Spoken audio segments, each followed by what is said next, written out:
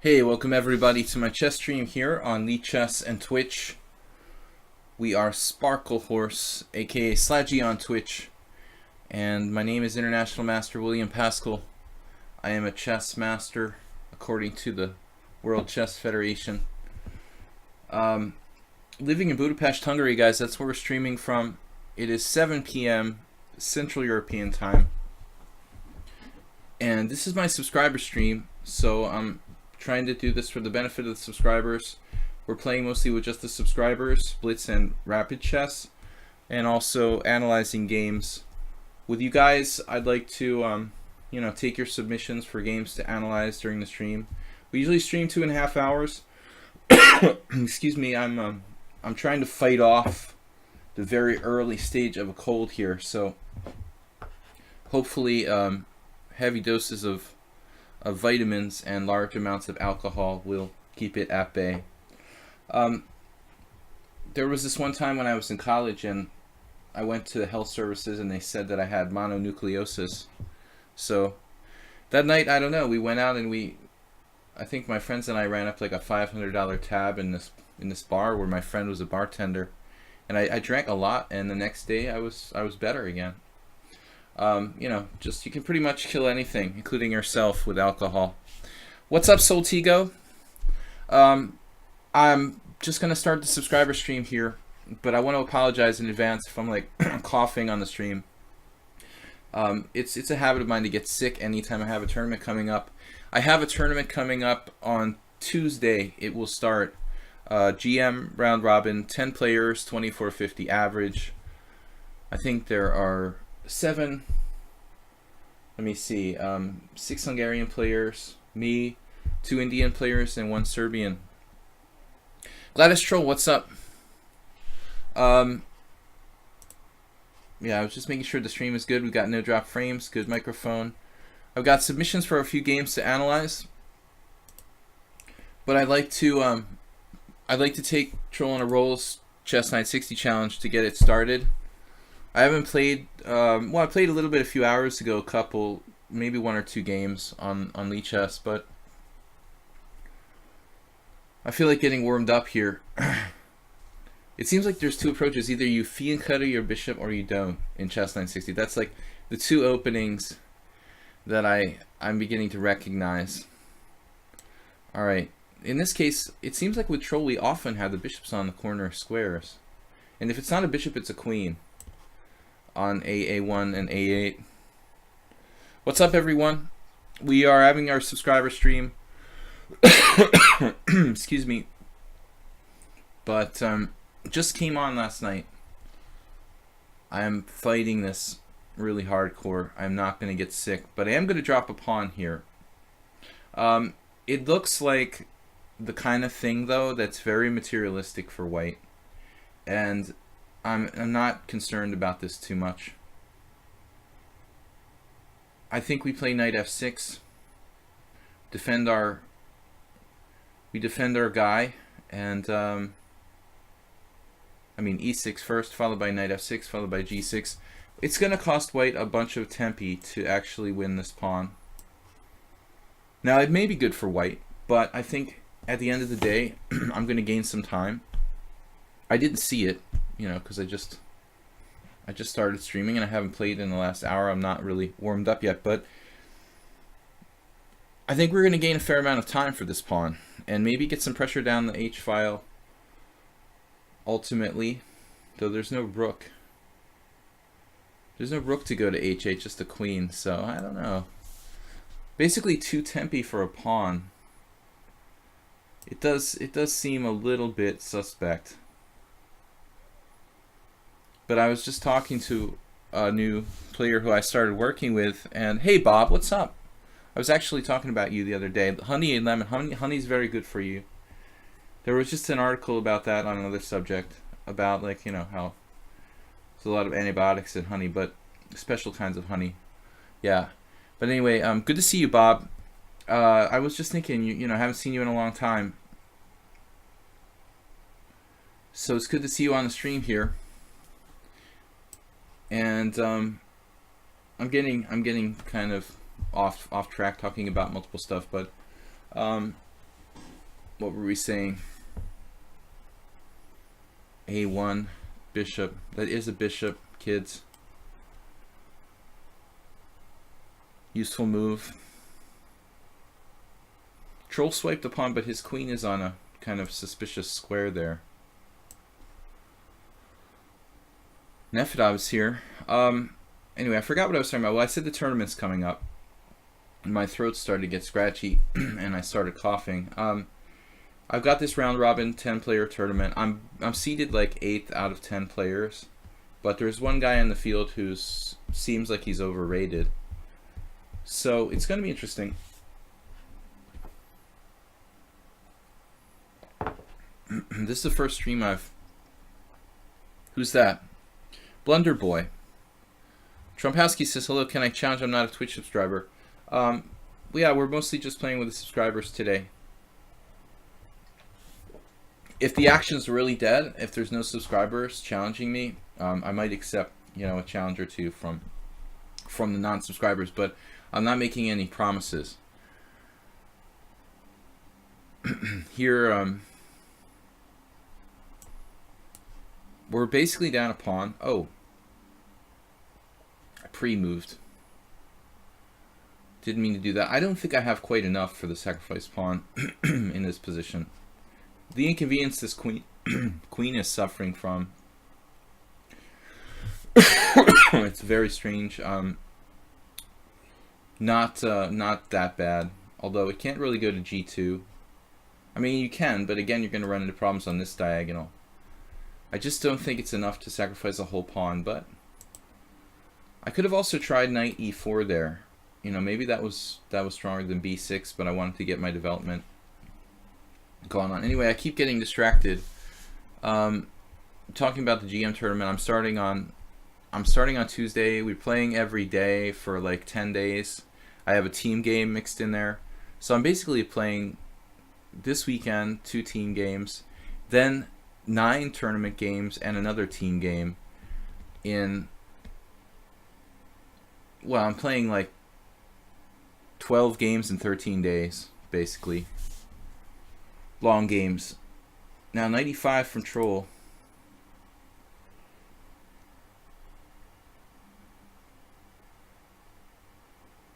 I'm not really that well prepared.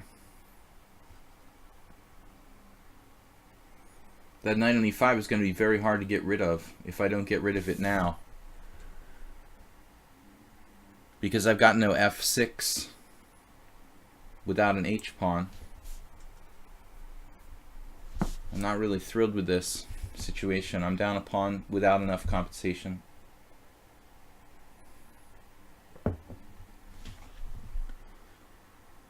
Knight takes d7. I'm actually contemplating taking it with the king, but I think that's pretty much insane.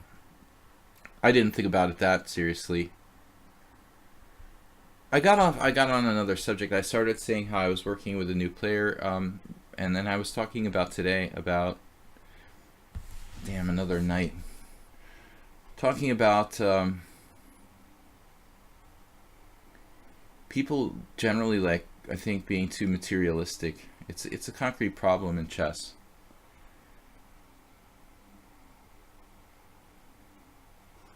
This is a problem. So we're not only down a pawn, but we're down a pawn with a hole on e5, and he's just sitting there.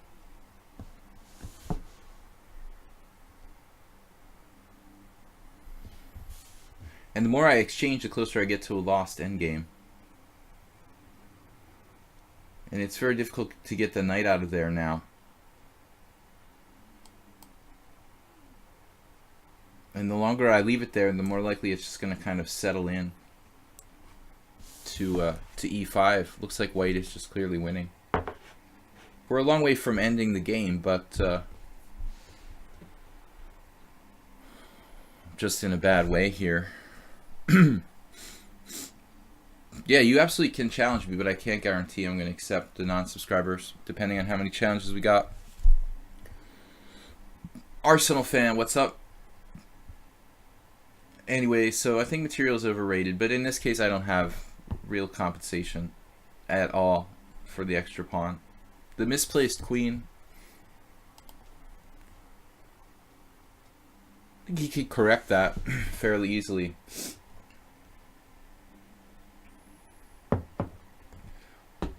I've got some submissions for game analysis, guys. Soltigo sent me a couple choices. It was really hard because his games are usually really insane. It was really hard to pick from among them. Fun, but not easy. Troll in the Roll also suggested a couple games to analyze, and I thought we'll take a look at one of those. You're going to... Yeah, Arsenal fan. Oh, he's leaving for... You better hope that your wife doesn't watch the stream, man. Going to drinking club. All right, knight to d6.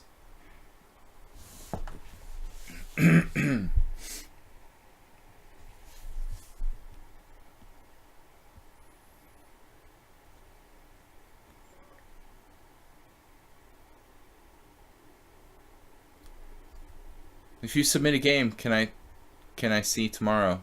Could you take a look? Absolutely, Arsenal fan. Now, I have to be honest. I'm actually surprised by Troll castling kingside. I don't know why. You know, for a long time I just assumed he was going to castle queenside. Number one, because he's up a pawn, and I think that opposite side castling always like increases the variance, if you want to talk about it in mathematical or poker terms. So in statistical terms, math and poker, which both use a lot of statistics, statistics the only kind of mathematics I was ever any good at, to be honest. I actually passed my statistics courses at the university. Math courses I just basically dropped. But anyway, that's another story. So Troll and Roll here, increasing the variance, increasing the dynamism in the position by castling opposite sides, which is something like I probably wouldn't do in a vacuum if I'm just like a clear pawn up. I think you should actually make an effort to kind of calm the position down, because there's no sense taking risks when you have like a winning position, theoretically. If a clear pawn up is like a win, then you don't want to create more complications when you're a pawn up. Alright, so I could trade queens with queen h8. This is not really what I wanted to do. I also need to think about castling. I was looking at queen e7, but it has tactical problems due to knight c6. So castling looks like a good idea, but I can't because my rook is in the way. That means I have to play rook e8 to castle, which is a massive loss of time. It also takes away a good square from my queen. Oh man, this is a real problem. Rook e8 in order to castle.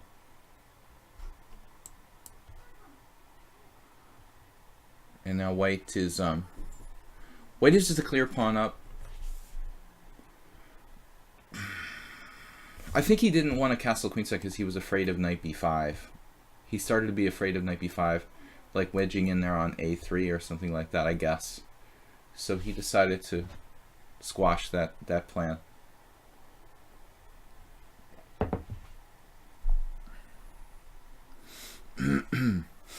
We all need a vice. It's sad because he has kids too. But you're talking about a guy that tells his wife he's working Saturdays and plays golf instead. It sounds like a murder mystery plot or something. Anyway, Troll found a good move. Trying to play...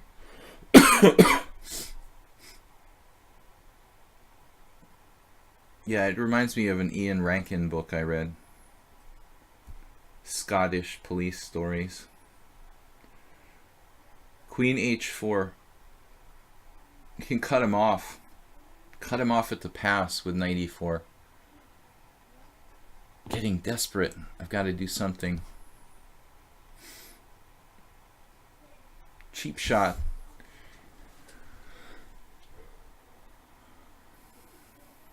His queen's a little shaky there on h4.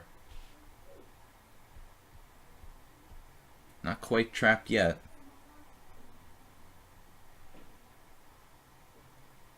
I'm about to lose on time to troll, which would not be good.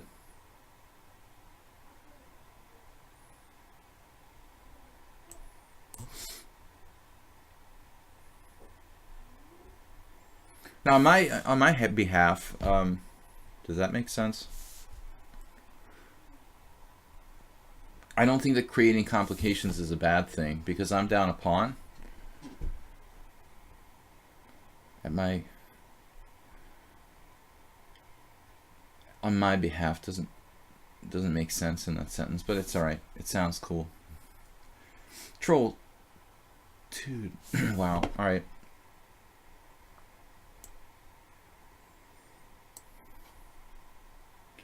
I just almost had like a muscle spasm because I thought I like blundered. Sorry if I'm like wheezing or something. I'm fighting a cold, the beginnings of a cold here.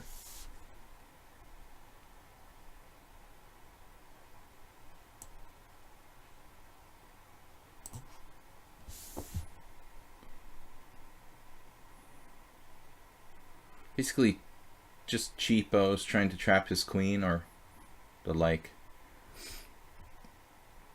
I don't know if I have enough compensation. I'm looking for the H file and trying to bother the queen there. Computer doesn't think I have any compensation. I'm just down. After F3, I'm just losing.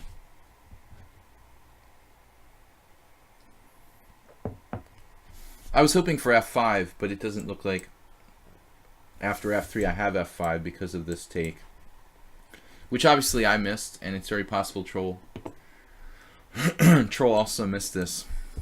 I didn't see it for sure. I was planning on playing F5, so I blundered on move 1 basically. They should give me a question mark for D5, no? The engine is not giving me any question mark for D5. Like, what's up with that? Shouldn't it just be clearly a question mark? Wow. Queen H3 check. E6. It says it's just 0.2, so I made a mistake after that. Yeah, this is a weird retreat, Troll. I really thought, you know, back to the center or H4. H4 is like this lateral mobility you have here. But Queen H3 is not, I mean, you could go back to like your original post here on F1. Technically, the initial position is not too weak. Initially, like, it thinks I have some compensation, but I let my position get kind of worse. And then for a moment, I was better here. I could have played F5 right away.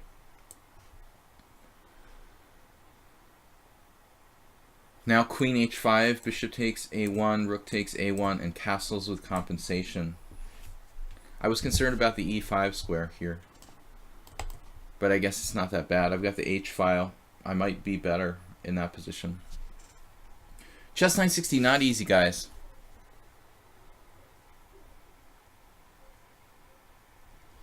Guys, Hell on Toast is talking about the paper. I also saw the link, Hell on Toast, and the Google AI thing against Stockfish. You know, the result on paper looks really good, but yeah, I didn't know like what kind of terms are these two programs playing each other. It's very vague. So who knows? I mean, Google really wants to make it look like their AI program is just dominating the world's best chess program, but I'm not sure. Need more information. Not another timeout after 19 moves, please. Yeah, I saw one game where the Google AI beat Stockfish in like 100-something moves. It was weird because it had this position that was like after 40 moves clearly looked like it was just like winning. And just like a winning material advantage, like up the exchange or something. And it took it 100-something moves to convert the win. I thought that is weird. I mean, 100 something moves. Like, you got a clear winning position after like 40, like up the exchange for nothing, and it took it like 100 moves to convert. I don't know. But anyway, I guess Stockfish just defends really well. Yeah, unclear the terms of that match. They did it for publicity. But let's continue here. So I mean, Stockfish is like a shareware kind of thing, isn't it? I mean, all right. Anyway, guys, let's go to one of the game analysis that we got. I think first was actually Soltigo. I know you'll say, don't do mine first. My games are bad examples. Sorry. Where is it, Soltigo?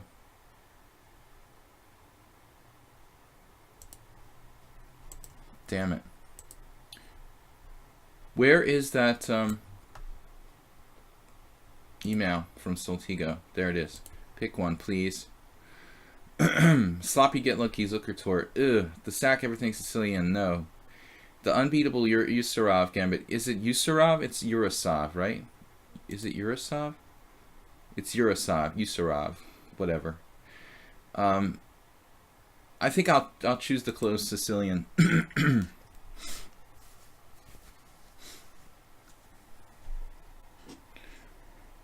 Yeah, I mean, I think that it's not like a real match, you know, whatever that was that Google did there with Stockfish. I mean, somebody like running them against their two home computers or something.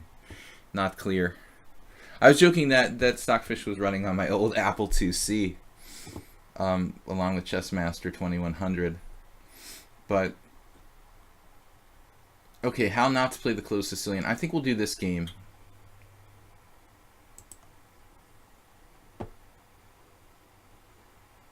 So not a standard closed Sicilian. After knight c3, knight c6, bishop b5.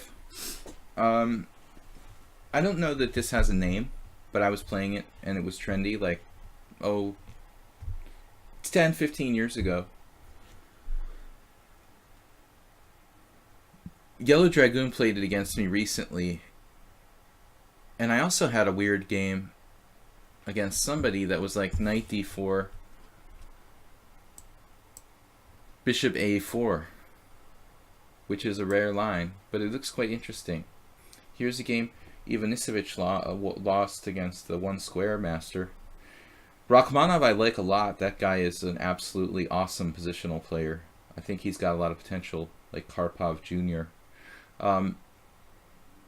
Definitely a player to keep an eye on. Rachmanov. But knight d4, bishop a4 is kind of rare. Anyways, maybe black should play something else. g6 is common. But knight d4 is the main line. Here, Soltigo's opponent plays a6.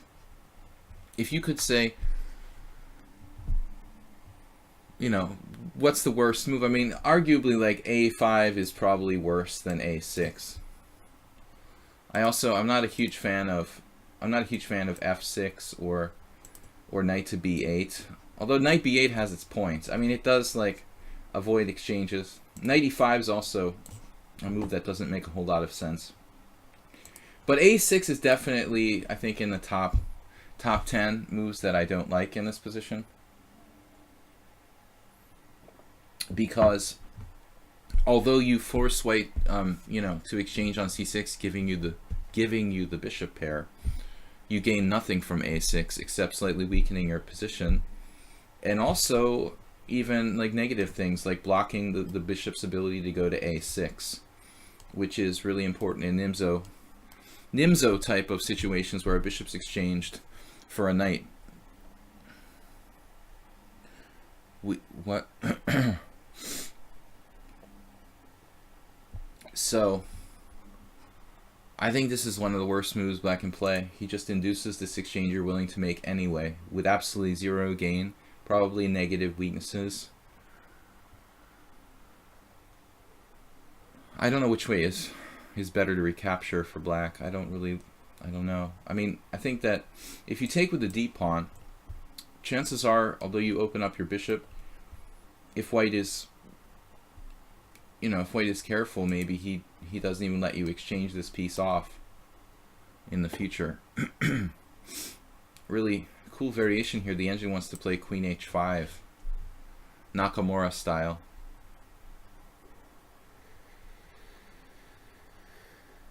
You thought bishop takes c6 was bad. Jeez, man.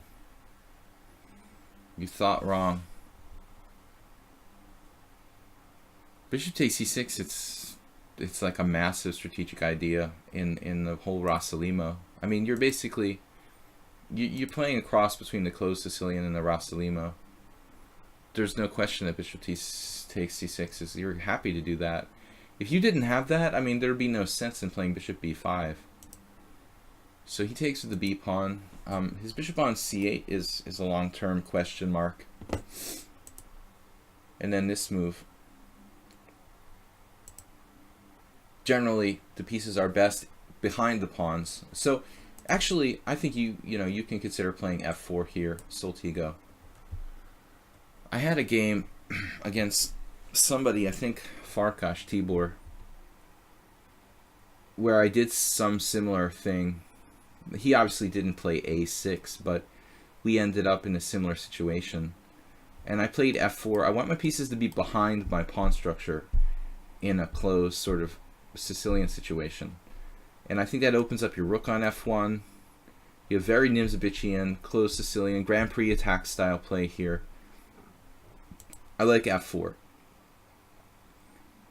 It looks like Cao Shang, Vietnamese grandmaster, who was working in the Chinese market here. I don't understand why he was forced to do that, but anyway. Knight f3 looks good too, you know, but you are blocking your f pawn, which I think is a key piece to the puzzle. So by playing knight f3, you kind of transpose back into a Rossalimo type of situation. It's like probably a direct transposition. But d3 is fine. This move is suspicious, e6. He should definitely try to play a more fluid pawn structure. You know, maybe ideally black should try to play e5 somehow. If he could play d6 and e5, he would be in good shape.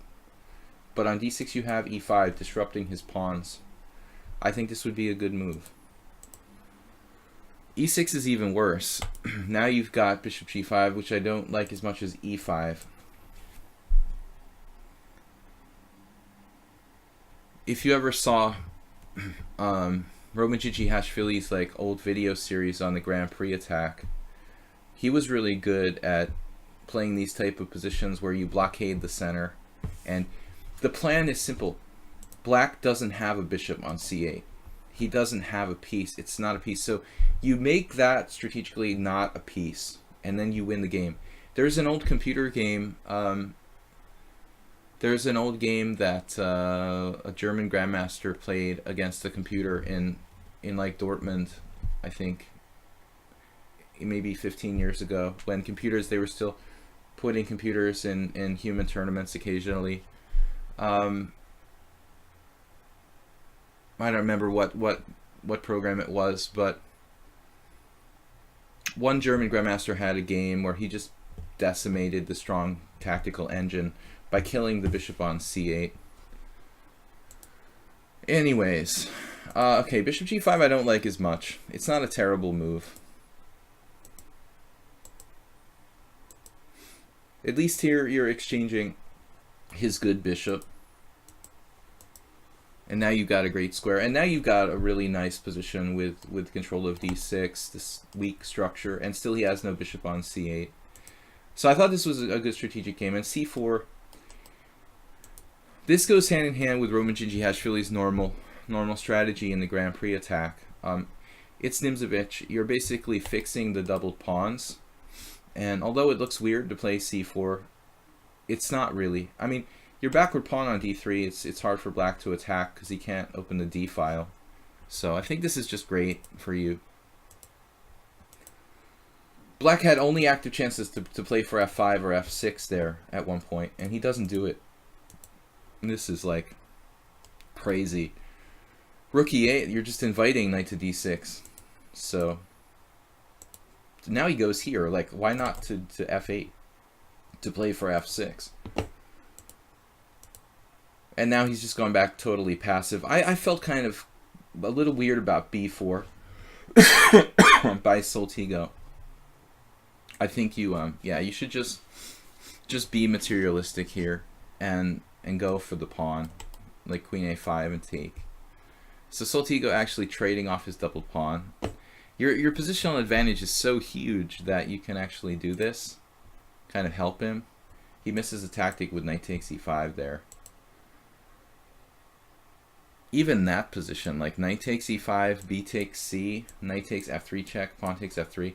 This is a nightmare for black, even so.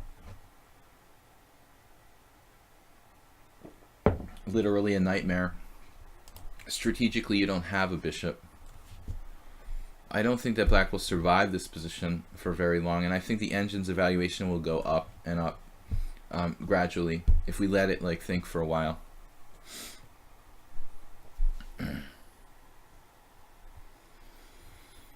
So yeah, this is great. There was no need to play b4 though. Still, you have a massive advantage. And I thought of the games that you sent me, Soltigo, this was by far the best and the most instructive. He finally gets his bishop out to a6, but it's still contained by the knight on d6. I think as long as you don't get your queen trapped here, you're basically winning. And then he goes for this. But ironically, the black queen doesn't have any squares. He could have played knight h4, trying to free his queen. That's the only hope. Instead, he goes here, now he has nowhere to go. And you missed your opportunity to play rook e8 there. Playing too fast, as usual. Where's the time here? You've got 4 minutes. This guy had 10. It's 10-second increment. Wow. That's a weird time control. Then he just gives up material and loses his queen. Okay, man. Good game. Good enough, anyway. Not perfect, but I think a good... I thought this was a good strategic game to show. Let's go back and play some more games here with subscribers. I don't have any challenges from the subscribers. It doesn't look like. Daniel, Andrea is not a subscriber, right? Although Andrea is long time hanging out with us here. If any of the subscribers want to play, send me a challenge, okay, guys? Because I want to. If you guys want to play, I want to take your challenges first. So don't be lazy and hold back with the challenges. I know that Arsenal fan has to go to drinking club, but the rest of you guys who are subscribers, let me know. So that was Soltigo's submission.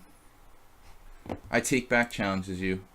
All right, we'll play a game with I take back. Maybe I'll play one of the guests. And it's 5 plus 3. If you want to challenge anything between 5 plus 3 and 7 plus 3,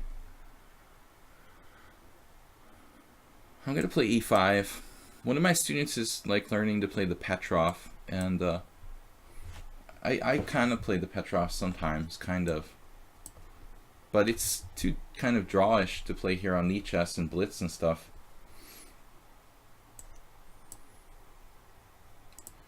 We were going over this a little bit today, and also I like knight f6, a suggestion of Zlatko Linčić, my friends.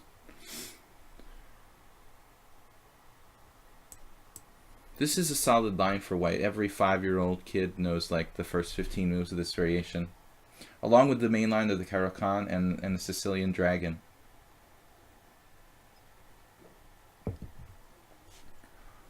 But I think that it's kind of limiting. I had another student recently. I suggest he not play this with white, because I think it's just, it's not a bad system, but I don't think you're gonna like learn complete chess playing this kind of system. It's a system, but it's not total chess. You're just like playing a very specific kind of position. It's a good line for white, but I don't think it's going to improve your game that much playing this kind of system.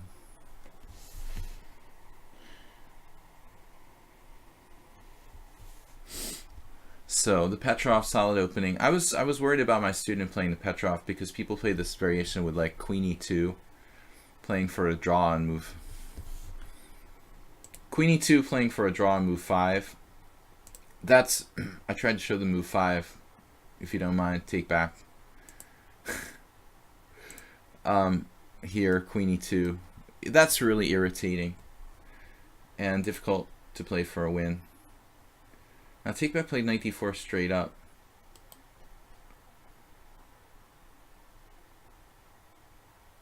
I don't recall that being a typical move here.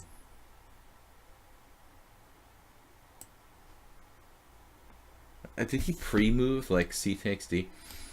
I think really you're supposed to take back with the pieces usually, like bishop takes d4. You don't need to straighten your pawns. I mean, you're not actually gonna like lose because you have double pawns ever. I think it's more dynamic to take back with the queen or the bishop here. But after pawn takes, it's just like totally equal. This is like going to be a draw 90% of the time at like all levels. Thank you, Aniket. Yeah, I try to be thoughtful and try to make it constructive. I know that I might not be the most entertaining streamer. You know, it would be better to stream naked while doing drugs or something like that, but you know, I'm not sure that we would, you know, learn as much in that case. Life is short. We might as well like benefit from it. We could have like total symmetry here. It's sort of insane.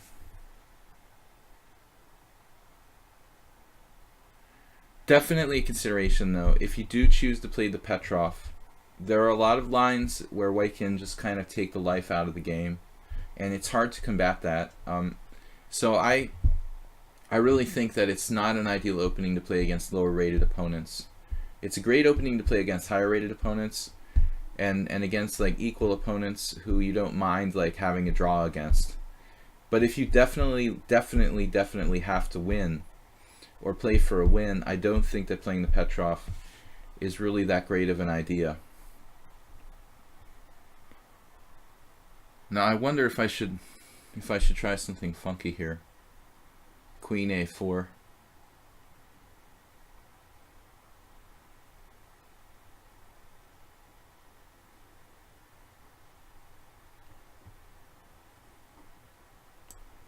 This is probably like the safest move.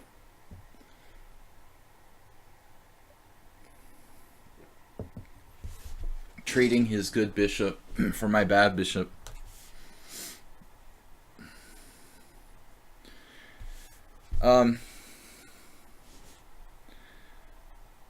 You're first trying to equalize with white. Well, I could see that when you played c takes d4. There's no question that you're not worse. But just so you know, you might be a little better after bishop takes d4 or queen takes d4. You might still have some symbolic advantage there. I don't think you need to equalize. I take back. I think you were never worse in this game. So you don't have to worry about like equalizing with white. You need to worry about equalizing with black. You were never worse. It's a really solid line. If I was a specialist, I guess I would know some way.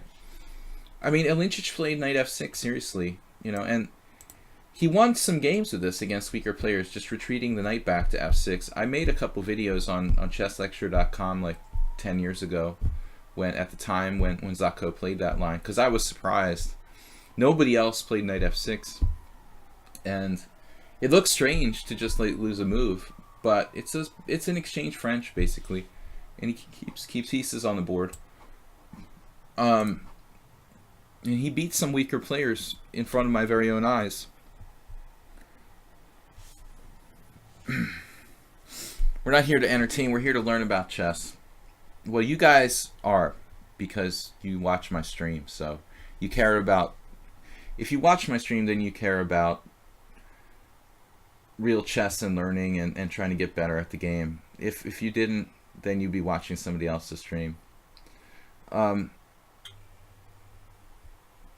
I just thought if I castle queenside, sometimes he might be able to play queen a5, and it's kind of hard to get his queen off of a5 if it lodges itself in there. I guess I should just exchange on d3 and offer a draw, objectively. But,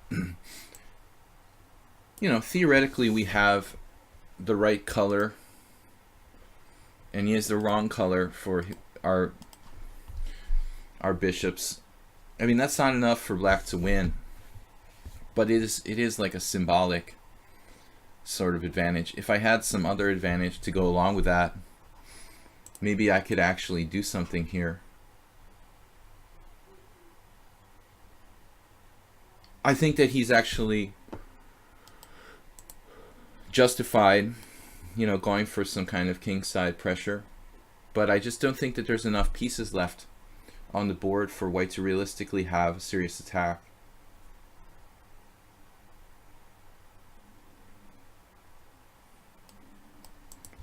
But if anybody's out there saying, man, the Petrov is boring, you're probably right. It is pretty boring in a lot of lines. This line has been a huge problem. I don't think I could be, you know, the typical 2000 11-year-old kid very easily with black in this variation. So I would have to do something like Zako's suggestion of playing knight back to f6 and try to just play chess with more pieces on the board. I mean, maybe there's some sharp lines where you can play. You can find maybe a sharp line where white goes all in and starts some kind of attack where you can lure him into overpressing. That's kind of a risky strategy, though.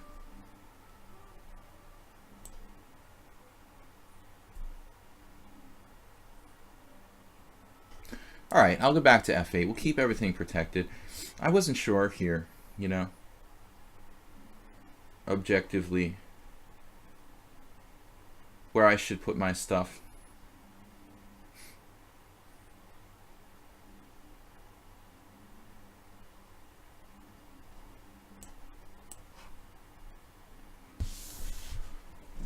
I'm trying to play as solidly as possible.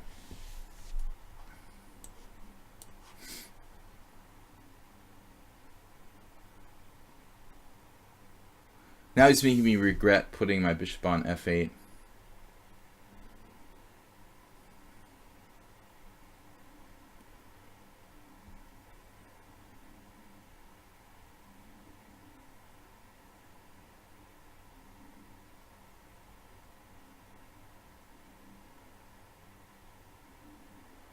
I can get my rook on the 7th.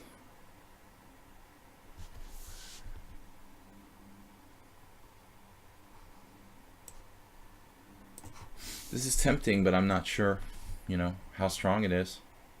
I do have bishop on f8. We might have a piece sacrifice. So this got a little bit sharp. This maneuver is, you know, is one that I was talking about for both sides. I could try to trade pieces with like rook e1.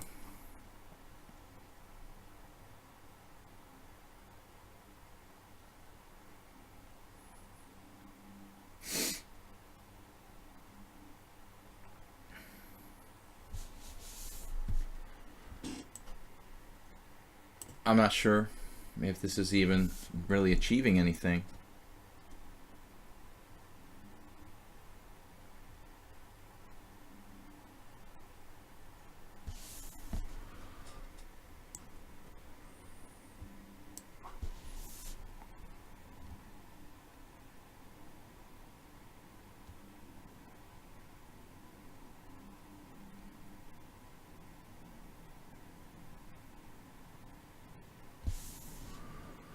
Unfortunately, I don't have bishop b4 because if rook takes e1.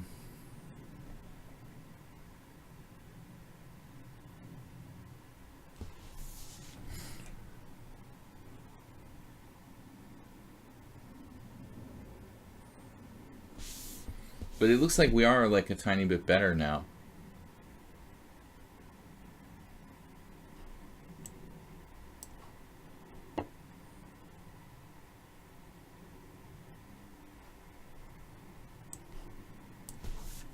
maybe I had even better. I don't know.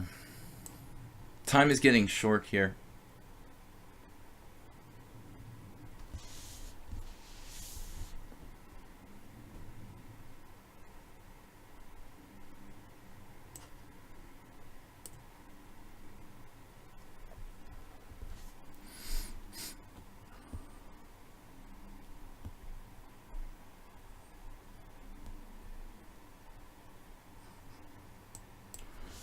Yeah, I guess you have to play c3 or c4. So it looks like c4 only move. I think that before, if you go back some moves, white's probably okay. So I missed queen f1 winning immediately. Ouch. I missed several. Bishop b4 did work. Oh, I'm such an idiot. I forgot I could take on e1 with a rook there. Alright. That was dumb. You know, I forgot I could take here. Anyway. Queen f1, another excellent suggestion. So I think the take back needs to just chill out once I trade a lot of pieces, and then around here he should probably, okay, he could play g4 like the engine's suggesting, trying to put his pawns on the right color rather than going for this like weird attack with rook g3. Anyway, guys, it's my subscriber stream. Let me see here before we finish. Knight d4 isn't really very common. It looks like a few people have played it, like Nick Sands. It's just a draw. This is an absolute draw move. You're supposed to castle queenside. I looked at knight g5 today, but this looks very, very solid for black. Even though white has the bishop pair, even f6 there actually was what I was looking at today. I mean, I don't think that white really has too much here. A little something, but almost every game was a draw. Let's go to Troll in the Roll had a good suggestion here. I got to figure out which. Nope.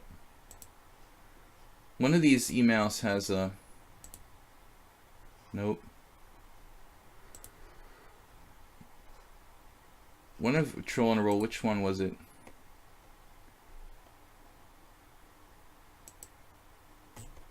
Here. Alright. I wanted to go over this one. Daniel Dubov against Volkov. I thought this was an awesome game. Troll in a Roll draws our attention to... You don't have to read my emails, Arsenal fan. This was my conversation with Yevgeny Romanov when I played him last year. We played, and then like he tortured me for a while in a totally drawn position, which I wasn't really happy about, but whatever.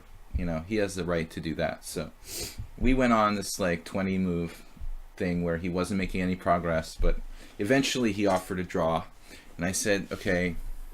And then after the game, after needlessly torturing me for like 20 moves in a drawn position, he's like, you played for a draw.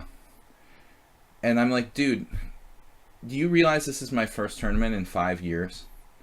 And like, I'm playing someone who's like 200 rating points higher. What should I do? Should I like sacrifice all my pieces and resign?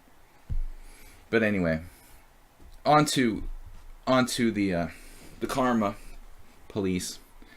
Roman, I was in last place. Daniel Dubov against Volkov. Dubov just lost this round in round, is it round 6? Round 5. Dubov made a very strange choice of opening against Tomaszewski today.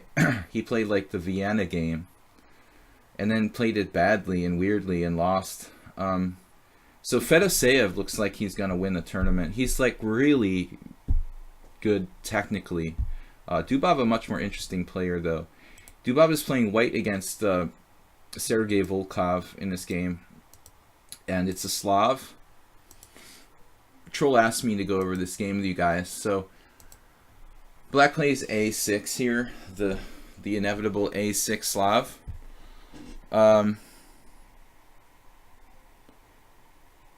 What's that? Anyways, let's see. So here Dubov has an interesting line. He plays queen c2. And while this move doesn't really do anything special, it's kind of like a Geller gambit idea with like queen on c2, and I think it's quite playable for white. So, but Volkov plays b5. I mean, I don't know. It looks like the main line is d takes c4. By the way, Volkov lost another game to Peter Svidler, so he's getting beaten down by everybody. A more brilliant game, I think, Svidler's game against Volkov, which I annotated for chesslecture.com. It's not out yet. D takes c4 there. It looks like the main line. So here, Dubov's like, no, I insist you take my pawn on c4. So Volkov's like, all right, I'll take your pawn on c4. I don't want to play. I don't want to defend against this strong tactician in this kind of gambit, but if we look at the position here, there's like really old games. Bareyev against Georgiev, Kirill, and Gelfand against Bacro. But I'm just wondering, like, is it possible these positions were reached by the Geller gambit, and then white played queen c2 and black played a6? You know, the Geller gambit against the Slav being like normal Slav with 4 knight c3, d takes c, e4, b5, queen c2, a6 with transpose. A line that I've actually played. What do we do after queen c2? Black goes g6 to do bishop f5. Z Fox. I think, you know, I mean, okay, I mean, this is all normal to do, like d takes c4, queen c2, like queen c2, g6. But it's a little different here.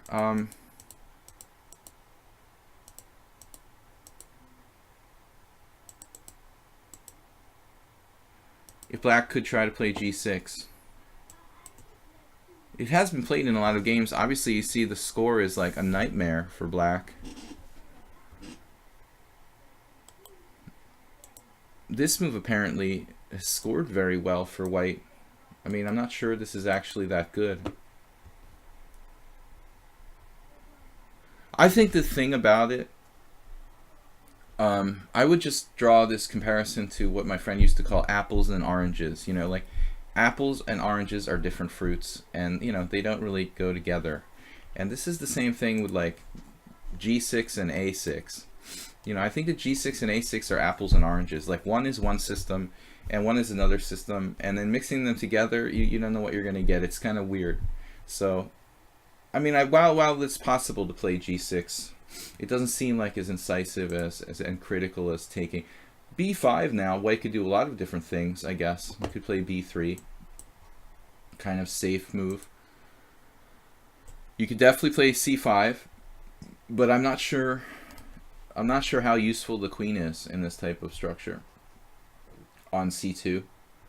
It's probably not a negative, but I'm not sure it's a positive either. So this is quite sharp. And so there's Gelfand strikes again. There's another Gelfand game from 2015. He's apparently played this more than once. But this looks really interesting. Uh-oh. Guys, see what I see? I didn't know about this, but Volkov had played this previously against Pavel Smirnov in 2016. So this is some specific preparation by Dubov, probably. Let me see. And he played queen a5, bishop d2, b4. Wow. Wow, this is super insane. Black played e5 here. That is just... That makes you wonder, like, is that even the correct game score? Because if you take on c3, this is another Volkov game from last year, but it's kind of hard to believe, like, you wouldn't take that piece there. Anyways, so that's maybe preparation for this game by Dubov. he plays the same move, queen a5, and then people had played bishop d2, but he plays knight d2, and this is his novelty. This is a new move in this position, I guess. Unless there's some other recent game that just got played. Possible that there is, but it would be an interesting coincidence.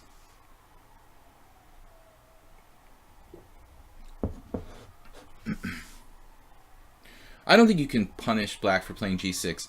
The statistics there said that e4 had a really good score. White has a slight advantage probably after g6 and e4. Nothing special. I'm not sure. You know, I don't have a really up-to-date database handy, so like these guys that are really professionals, their database is every week like updated with the latest games. Mine is like a month behind or more. I haven't seen any games that match this position when I was preparing earlier, but it's possible that this has already been played. But it's more likely that Dubov just saw the game. He saw the game with Smirnov, and he said, okay, he saw this position, and he came up with the idea of knight d2, because that's Stockfish's number 2 suggestion here. So he figures, I'll give some interesting new problems for Smirnov to have. For Volkov to have to deal with here with knight d2. I was surprised to see knight d2 when I first played over this game. It looks like a retreating move, but it's common in like the Cambridge Springs variation of the Queen's Gambit with the Queen on a5, another kind of thing, and then bang. So Volkov tries to. It's logical. He tries to counteract the fact that the knight is moved back to d2 by striking with e5. He's basically saying, okay, you took pressure off of those key central squares, so I'm going to answer. And I think that it's good. So everybody has something going on. White has a little more development, and right now Volkov is not being like really materialistic. He's kind of like, all right, you can have the pawn back. B takes c4, and then bishop e6. But I don't know. Volkov had to play this position on the fly, and I think that Dubov probably had analyzed a bit here, you know, at home, and that's probably the situation. I mean, probably black had to use more time. This is from the Russian Superfinal, which is ongoing. Volkov is like tied for last. He's a solid player though. And this has got, I mean, you know, there's a small chance that Dubov prepared the following sacrifice in an analysis, but honestly, it's unlikely. I think that knight d5 is probably over the board, you know, inspiration. I don't think that he could have like expected bishop e6. It looks more normal to castle or actually develop the knight first, probably. So this is Dubov trying to get creative, and it's a really nice long-term piece sacrifice. The alternative to taking the piece is like playing bishop d8, you know. I mean, that looks really passive, and the black queen could even get trapped in some lines. So he just takes, and then c takes. It's interesting because the computer wants to play e takes here. And the idea would be to roll with c5. You got to admit that this looks interesting. Bishop c8, c5. Unclear. With two connected passed pawns on the fifth. It's possible that white has enough compensation. But, you know, a tile-like sacrifice, impossible to quantify, you know, if this is sound or not. And then, until this point, it looks like black played fine. But this move is an important branching point. I mean, it looks like we're going to lose another pawn, and it's like putting a bishop on c4 maybe in some lines. I don't know. The computer is talking about queen b6 check, king h1, knight g4, which certainly seems logical. If we roll with the center pawns, right? That's the whole game here. With or without h3, I don't know if that's necessary or not. This is the question. Does white have enough for the piece? I mean, Soltigo would definitely be happy with white's position. Yeah, Soltigo, you're right. I mean, I think that an engine would undervalue the pawns. I also tell you that the bishops are overvalued by the engine. So I think they're still stockfish. From what I've seen, I think that stockfish overvalues bishops a little bit. Like in that last game we saw from Soltigo, where it was just totally lost for black. It liked that bishop on c8 a little bit. You know, it was like, oh, well, we're not that lost. We're just down a pawn. Like, it was a bishop in a coffin on c8, and stockfish thought it was like -1. If you have a bishop, the computer is really excited about it usually, but I don't think they're that valuable. This is probably what would have been the best defense for Volkov, but it's still interesting what happened. He goes knight c4, and then Dubov doesn't take this pawn. I'm not really sure why, to be honest. I don't see a refutation of taking the pawn on c4. So, I mean, I can't tell you possibly what he was thinking. Maybe he didn't like queen check and bishop. I don't know. I was going to say queen check and bishop b5. I mean, this forces simplification. But I think black has to take back with the pawn on b5 because queen c8 check is devastating. So who knows? Maybe for some reason Dubov didn't like trading some pieces here. I don't know. White still has compensation. It's a great game. Sorry, I skipped ahead there. King h1. So queen a4 was played instead. And Dubov does well here. I mean, he could trade queens and still be like definitely having enough compensation for the sacrifice piece. But he actually like seems to want more. He wants to actually like mess black up in the middle game without trading queens. So he goes out of his way here to avoid the exchange of queens. He's willing to exchange a pair of bishops. And there's the center pawn. So once we get that, it's like, okay, that's worth a piece. You know, those two connected pass pawns in the center of the board, they have to be worth a piece. And that's what we've got. Castles, e6, rook c8, and Volkov here, you know, he obviously makes a decision, probably in time pressure. Actually, they've got the times. Are those times correct?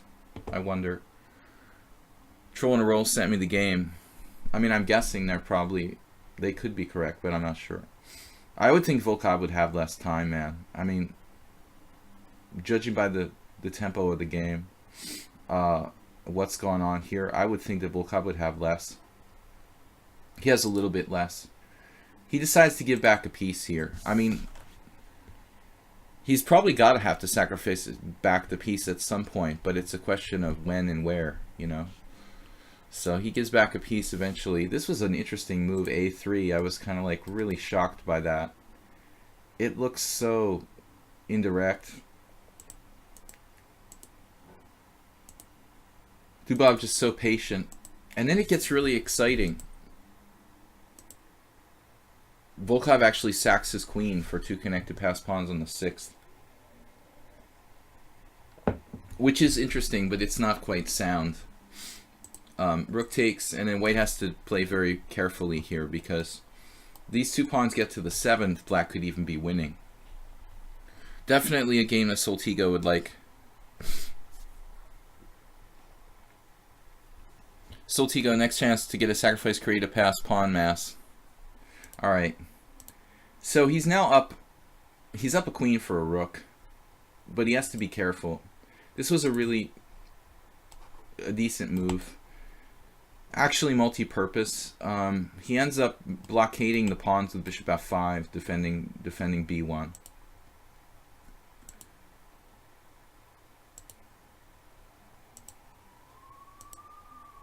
And that's it. It's just dead endville. You cannot get the pawns past now. So It's pretty easy from here on in. He actually wins the c3 pawn, check and take, and then it's over. I thought that was a really entertaining game, Troll. I know there's other good games in the Russian Championship. I also recommend you guys check out the game that Peter Svidler won with Black against Sergei Volkov. It was a really nice Grunfeld, an interesting variation in the Russian variation of the Grunfeld with Queen B3. So if you get a chance, I for one, like, I really think that the quality of chess in the Russian Championship is like a super final is actually better than the games in the London Chess Classic. You can learn a lot from these games. These guys are really fighting, really playing chess for blood here. Whereas it seems like, you know, the Pop Star tournament at London is like just like going through the motions. All right, let's play another challenge here. Troll in a role you already played. I'm gonna play Amerscan, ACM Mercan. Good game, Troll. ACM Mercan. It is a subscriber stream, but I've got Troll had already played, so if you guys are subscribers, challenge me, please. Because I've run out of subscriber challenges. We don't have too many challenges. I mean, I'm going over the games and stuff, so you can just leave the challenge out there. But I think that people want to play. I'm gonna start cutting back on knight f3. It's too hot in here, guys.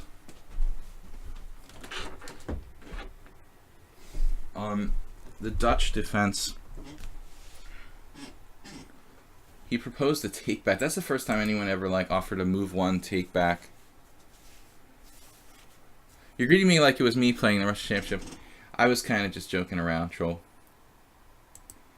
He moved the wrong pawn to the 5th rank. If you do challenge me, guys, make sure it's a casual challenge. I don't want to lose all my rating points.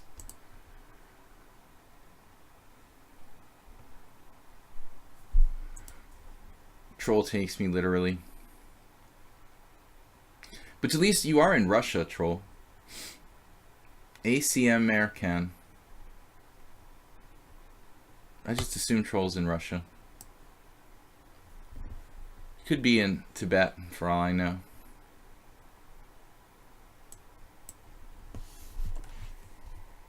Mr. Coffee, thanks for subscribing. I would play, but I'm watching at work. Yeah. There was this one time I was at Boston University as an undergrad, and I had like just won the state championship in chess, and I was in the computer lab like playing chess online. This is really back in the day, when internet chess first started. So I think it must have been around 1994. 1994 or 1995. I was playing on the free internet chess, or internet chess server, and somebody said to me, "Hey, you know, you're not supposed to be playing chess in the computer lab." I said, "Give me a break, man. I'm the state champion." Then they left me alone. Knight on BD7. Okay, in this kind of Benoni, the pieces get blocked in. So that's what we're looking at here. I take back. Did I play you? I played you already, too. We'll just end up playing the same two guys. The minute I saw this game, I thought, wow, that's some deep shift chess. You weren't talking to me. Oh. I'm confused. Now I'm confused. I wasn't before, but now I am. It doesn't matter. Just ignore me.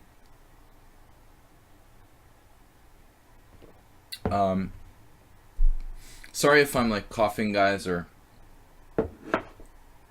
you can't understand me. I'm fighting a cold here. Castle, castle. Another way to play is bishop e2. I think Mark Hebden played like knight f3, just straight up bishop e2 against me when I was black against him once. Okay, what is he supposed to do? After bishop e5 check, black's supposed to play bishop d7. I think knight f d7 might even be a move here. like in the check flick knife variation of the 4 pawns attack of the modern Benoni, you might be able to play knight on fd7 with the idea of bishop g7, knight a6, knight c7. And that way all of your pieces get to a functional location.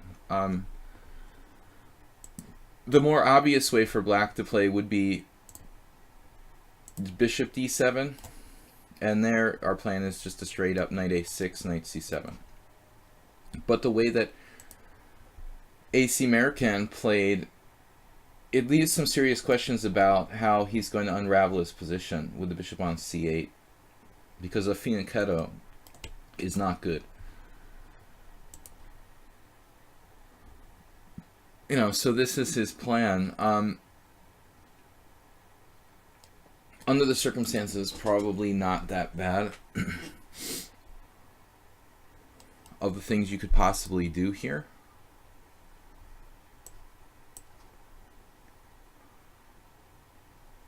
This pawn structure is not the end of the world for black.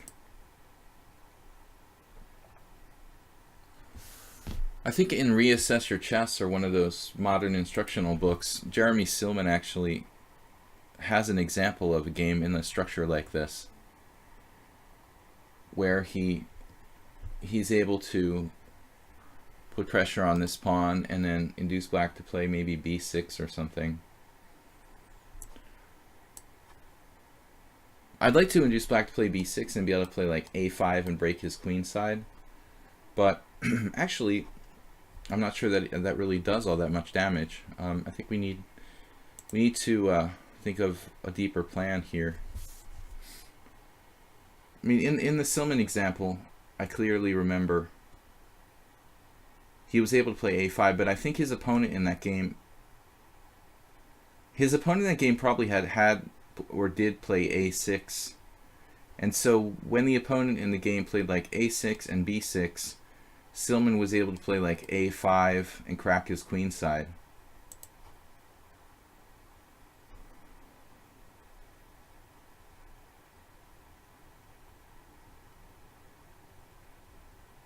But this is not so simple.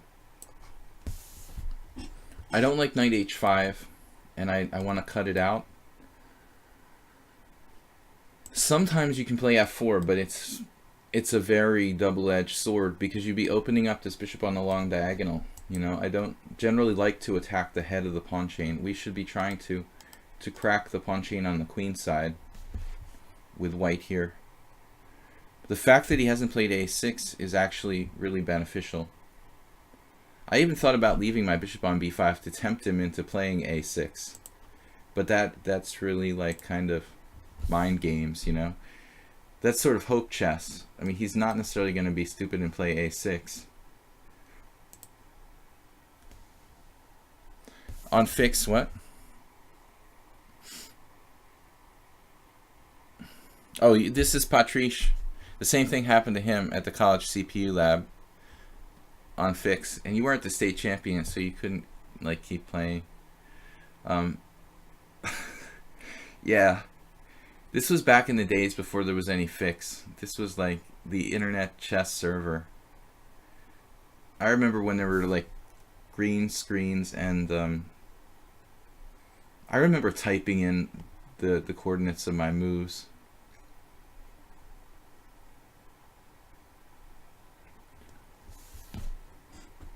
I can play a5, but it doesn't really do anything. So I'm kind of in a quandary here as to what to do. Queen d2, probably not a bad developing move, but I wouldn't call this a plan. One time against Vadim Milov, I did a very bad thing. I did like bishop h6. I'll never forgive myself for that. I don't even understand what I was thinking. It was a closed position. It was like a king's India, and I just couldn't come up with a plan. So like a fish, I just like traded off my bishop on h6. Never do that. You know, if you've got a better bishop, never ever like do you want to exchange a bad king's Indian bishop blocked in on g7 in a situation like this. Okay, I think now it's time to seriously consider playing d6, but the ramifications are serious here. It looks like I've got to be 100% sure that d6 pawn doesn't fall. I'm not sure if I can guarantee it. Let's see, d6, bishop c6, f3. Not sure if I even like that, really. We could let him exchange on d5, but it does fix his structure a little bit. It's not the end of the world, though.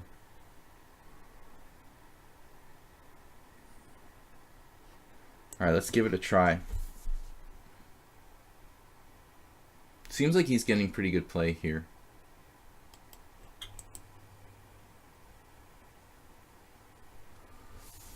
It probably would be, yeah, instantly. It would have been safer to not do that, but here we are.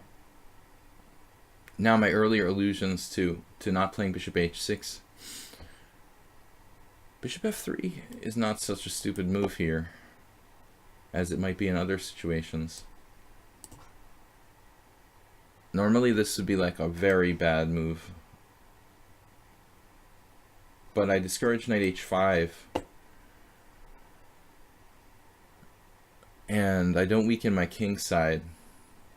Bondarevsky, what is it called? No, the Boleslavsky variation of this guy's pretty good for 1300, by the way. What's the deal with this?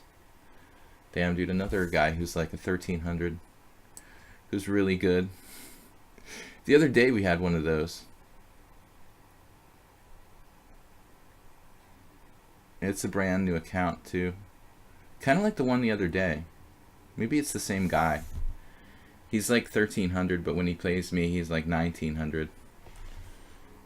I mean, 1300 is really low rated. I remember what it was to be 1300. This guy just seems pretty solid. Here I would consider playing bishop h6, whereas before I just didn't think there was any justification at all. Maybe this move though. He's a little tied up here. But it is hard for me to increase the pressure. How can I hit this pawn? If I could get at that pawn, even so, with my queen or something, he'd have tactics. Maybe I can play like bishop h4, bishop g3, and black will just go back with knight e8, which is really what I'm afraid of. You know, black playing knight e8, and ultimately my pawn might fall. It was risky to play d6 when I played it. Say rook d8 and knight e8. Now you know how to defend the pawn.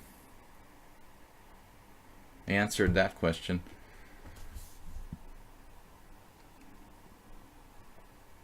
Okay guys, we still have a suggestion for a game analysis from Arsenal fan. Now we played a6.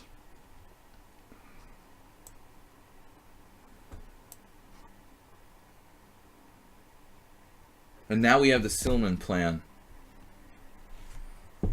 to break the queen side. I don't know which book it was, like, what is it? Reassess Your Chess, probably. Or The Amateur's Mind. I just saw one example that was like this exact structure. Probably one of the better writers for amateur chess players. Really constructive. Hey, S for Saul. S for Saul. We'll call him S for Saul. Thanks for subscribing, man. Twitch Prime subscription. Also, Mr. Coffee subscribed, so we've got 2 subscribers today. Actually, Mr. Coffee might have subscribed before. I'm not sure when he actually subscribed. So the b2 pawn.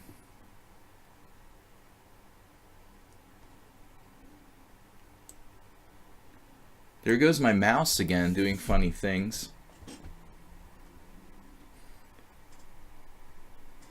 But we're in, like, on e7. The dream of every 4 pawns attack player in the King's Indian. The positive bishop on e7. Black is in a lot of trouble now. I mean, my plan is to play a5, but anyway, I had to protect my d6 pawn. Winning the exchange doesn't end it. You know, we really need like a secondary advantage. Otherwise, he would just he could blockade for quite a while here. Maybe a5 is the best move there objectively, but American just got like short of time and seems like he freaked out. So that's it. That was a tough game though, man. I mean, you played the opening pretty well. Again, for your rating, I thought the opening was definitely good. Some just small mistakes. I was a little worried there. I was gonna have a hard time making progress.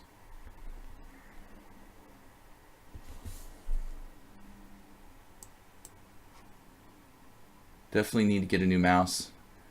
Any donations from PayPal will go forward to supporting me eventually buying a decent mouse. Okay, guys. Mr. Coffee subbed right after Sunday Simul. Awesome. You guys are getting kind of shortchanged because I'm not going to be streaming for 10 days this week.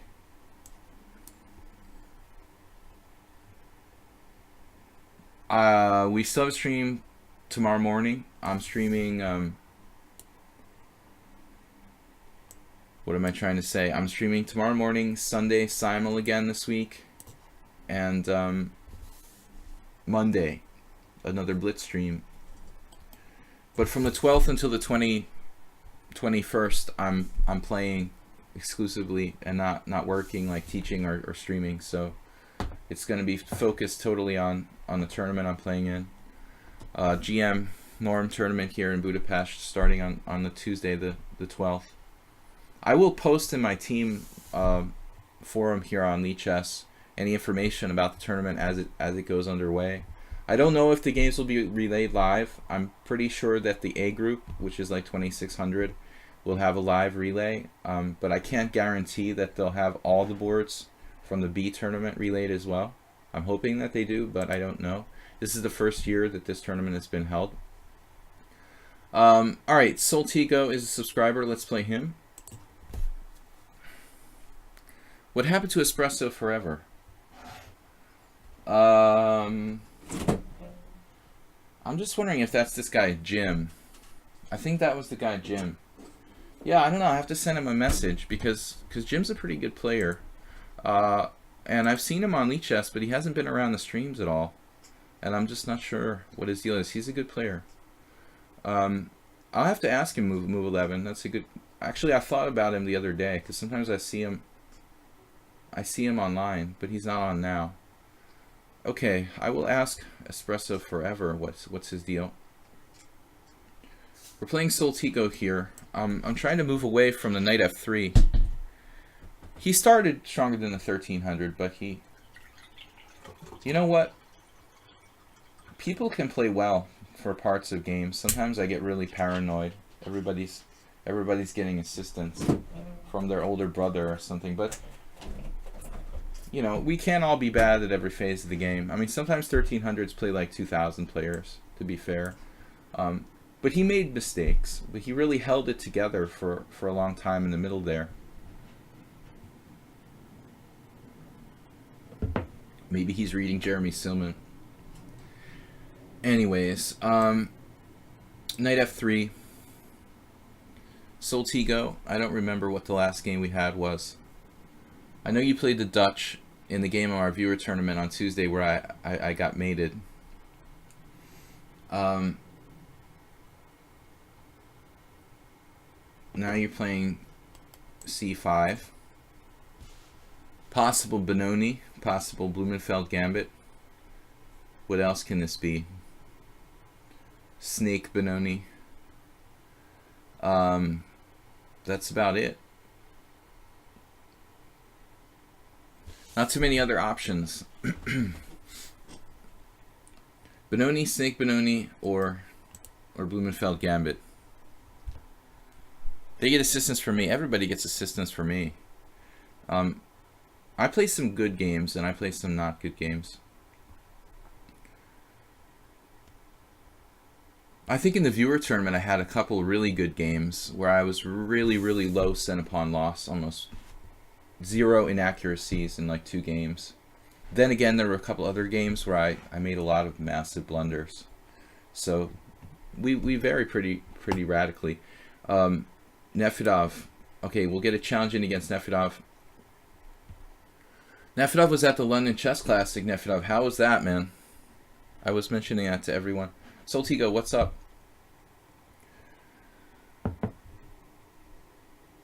I didn't realize that 5-5 counted as rapid. Wow, that's weird. I would think it would. Yeah, I would think it would be blitz, but I'm not sure what the cutoff is. So he ends up playing b6, which is technically bad, but how bad is it? It's a bad Benoni. I mean, b6 doesn't really contribute too much to black's position. I've been working on b5. I'm fully ready to play b5. I played one game in the Budapest Team Championship, where actually not too many people know about that game, because it's not like every player like checks the most recent Budapest Team Championship game. So it's very possible when I go into this GM tournament, some of the players won't know that I'm prepared to play the Blumenfeld, because I haven't played it like since 2007, other than that one game in here online. I still have some surprise value with that, which is good.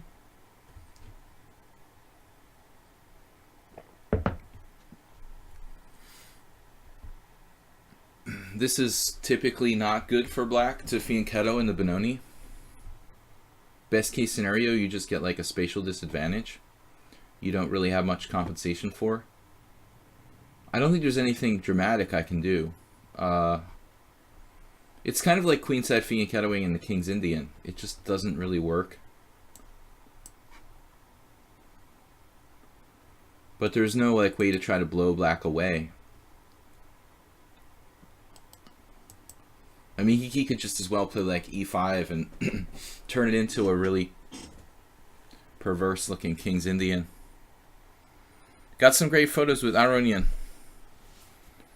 Yeah, he's a very likable person. I mean, I've known him back in I met him back in 1999, I think, and even back then he was really likable, very social. He has, you know, interests outside of chess, which is extremely rare for players at that level. You can talk about music with him. He's just really friendly and outgoing. You know, not a social introvert like the majority of strong players, and not standoffish. A lot of strong players, like GMs and stuff, develop a kind of defense mechanism. Like, people are constantly harassing them, you know, to say, hey, you know, did you see my game?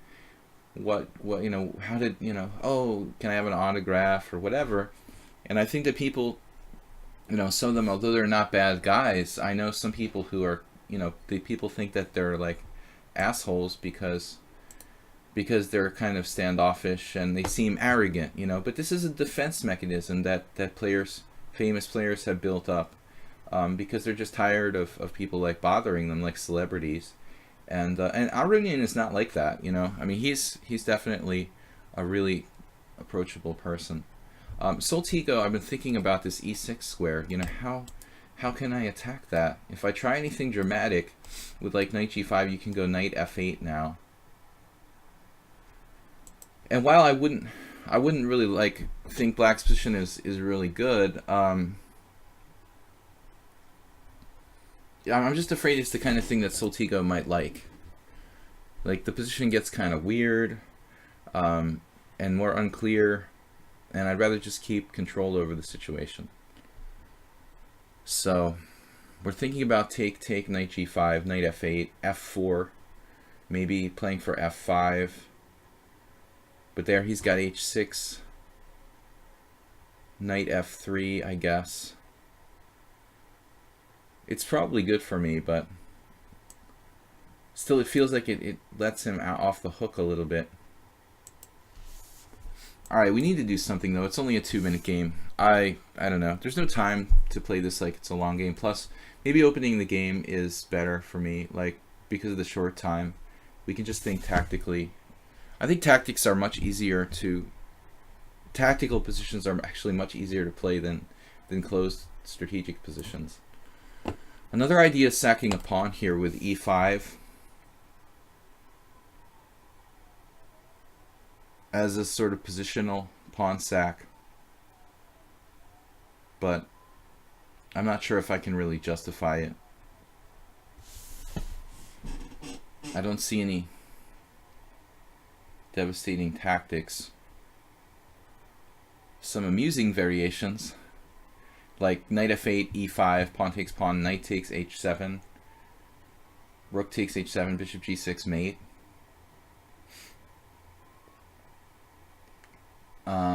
But that's kind of hard to force. Kind of hard to force that line. Definitely a cheapo. That's not mate. There's a knight on f8. Never mind. Good to see that though. So there's actually no way to get that mate. Never mind. Soltigo's taking his time here. You were with someone and you spoke in Russian to each other.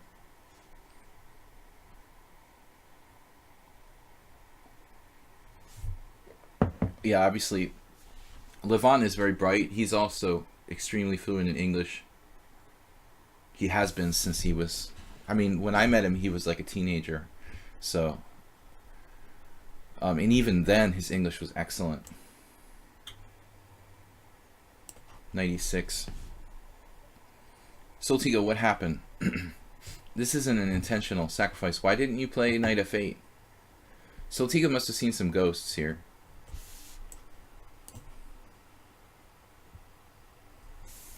Seeing ghosts.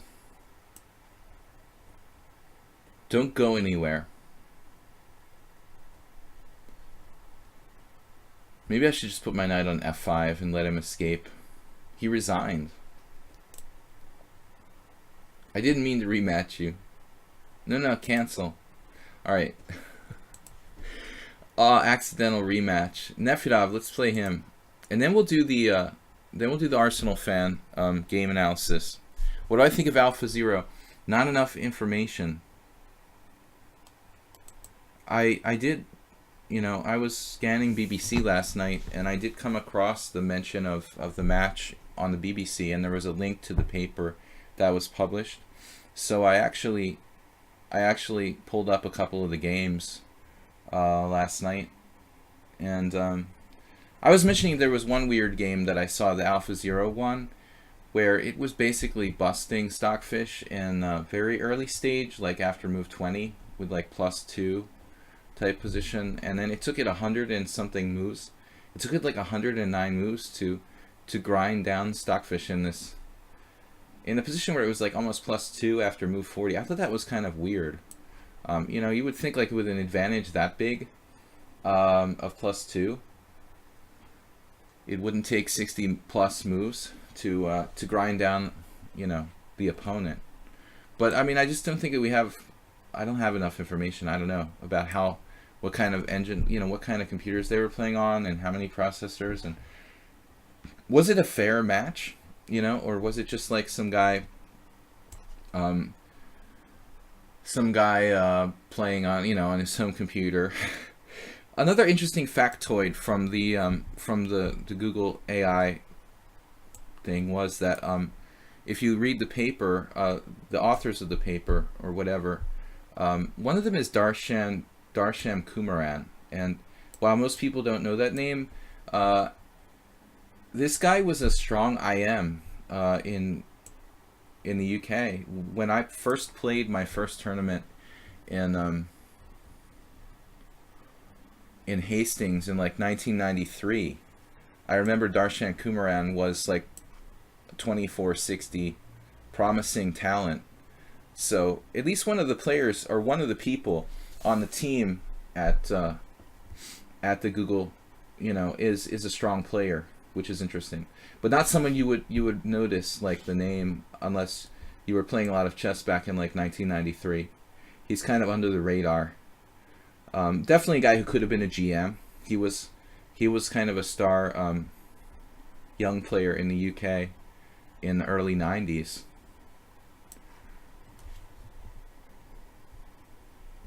Soltigo, I had a 7 center pawn loss. Hey Marius, what's up? A black box. We just, yeah, I mean, I would imagine anything is possible. But I don't know, you know, how scientifically this match was played, you know, that's the question. I'm certainly very, very undereducated about like artificial intelligence and stuff like that. I mean, I'm an expert in chess, but not in science. So A6 for Nefedov, interesting. This is an interesting setup, man. Still threatening to play some kind of Benoni type of thing. I feel like I did something wrong.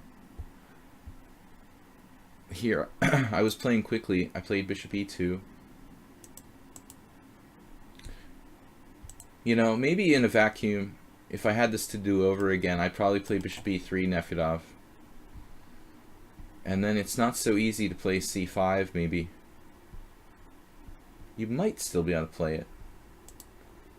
But I feel like that's more accurate for me. I castled, and it's probably better to play Bishop E3. So, here he's got threats to play a Benko type of thing, and I'm playing A4 now. He could probably even transpose to the modern Benoni. I lost really bad to Yuri Stocek. How do you pronounce that in Czech? Jiri. In Czech language. Anyway, the Grandmaster Stocek I lost really badly in one of these lines where he played a quick A6 and tricked me into playing this kind of Benoni position that I don't normally play. Yeah, the AlphaGo match was really a big deal, you know. I mean, I would imagine that they would do something like that with chess. But maybe it's, you know, chess is already beyond that. Nefedov, it's funny, like another guy did the same kind of thing against me the other day with a weird like A4, A5, and it was hard to open the queen side. That's a pretty strange idea. I wonder if I can play E5. I don't think it does anything.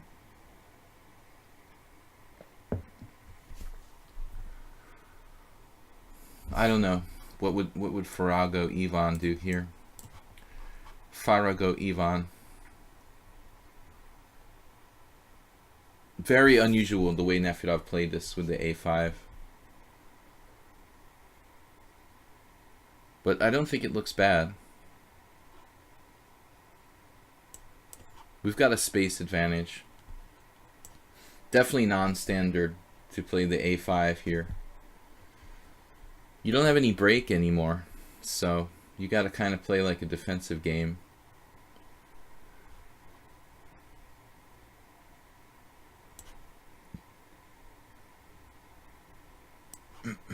Nefedov very quick play. Is it best move? I don't think A5. Correction, going B6 next time and according to engines is best. What? B6 like you played, Soltigo? B6 is no good. Guys, tomorrow I have a blitz stream, an open blitz stream to all challengers, Friday morning, 10 a.m. CET. There's, yeah. So Kumaran, he was a strong IM. He was like high 2400s. Could have been a GM. Yeah, I was interested to see that guy on the list there. So that's why he quit chess.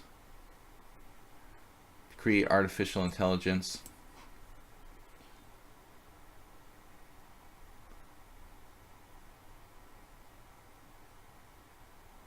The problem that Nefedov faces now is that he kind of killed his own counterplay on the queen side. So now it's like a one-trick pony. There's this guy on lichess called One Trick Pony, and he's from Poland. And I thought it was interesting because there was a poker player who was quite strong on Poker Stars called One Trick Pony, and he was also from Poland. And I thought, is this a coincidence, or is it just a guy who, like me, plays chess and poker? So f5, huh? Do we want to take on f5, or do we want to... I think we want to take on f5. I don't think that there's a real massive drawback to this. I was kind of hoping you would take with the pawn, but I guess we could play g4 if we have to. Although he just goes back to f7 there. Basically, Nefedov is playing this a little like accelerated dragon style, and I'm starting to have hallucinations. Not good. But I have more in this position than I thought, I guess.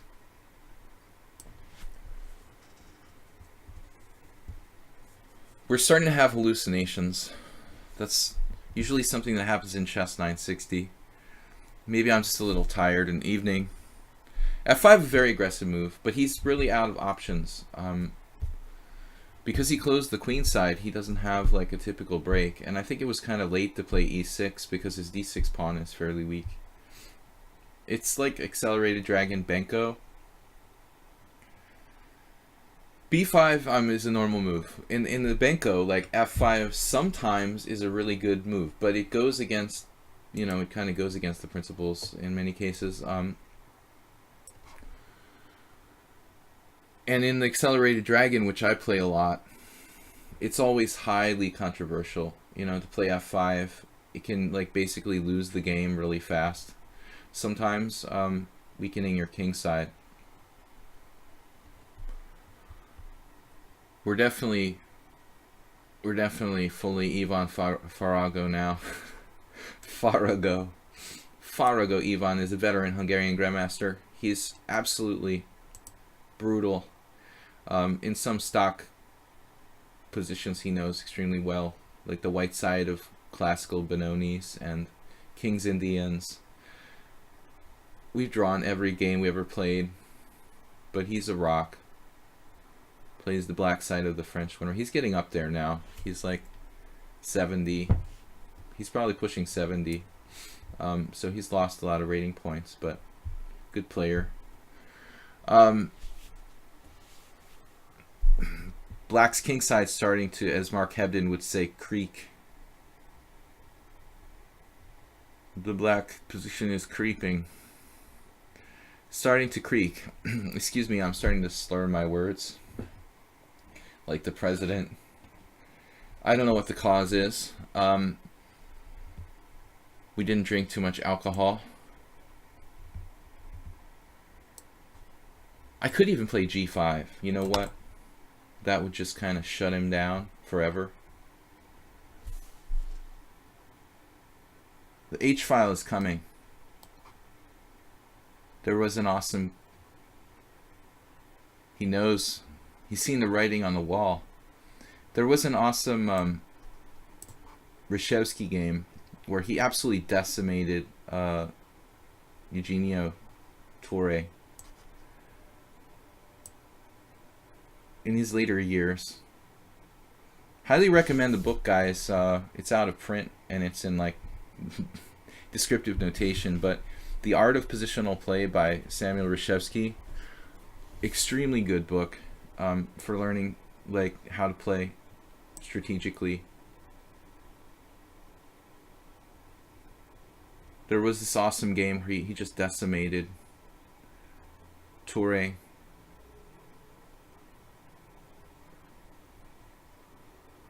It's going to be hard for Black to live with this.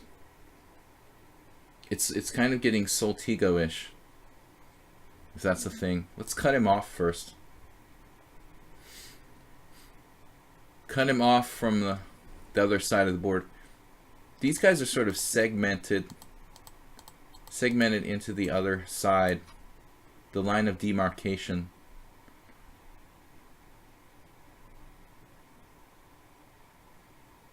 Segmented, I don't know if that's really the best word. for the situation. I have knight b5, don't I? It's not, kind of not necessary, is it, to play knight b5? I've been kind of holding it in reserve.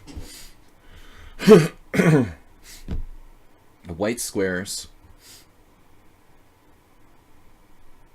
What we have here is a failure to communicate for black. I'm having a hard time putting him away, though.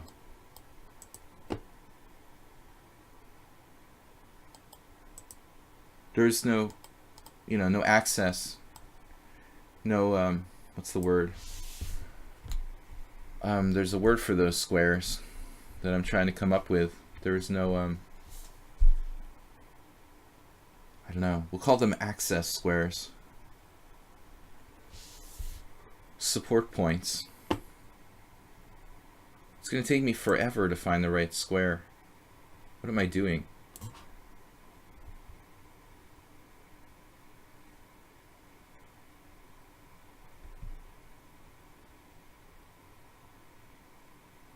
Can I play f5? That's an interesting idea.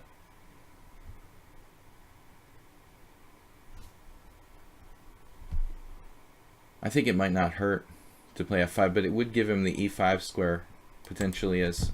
Ooh. Well, there's no f5 now. This is total insanity.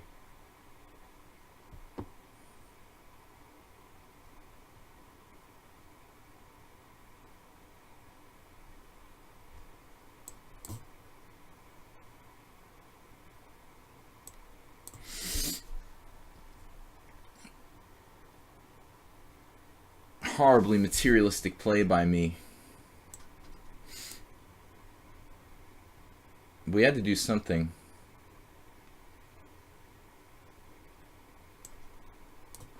I am on his queen. That's good.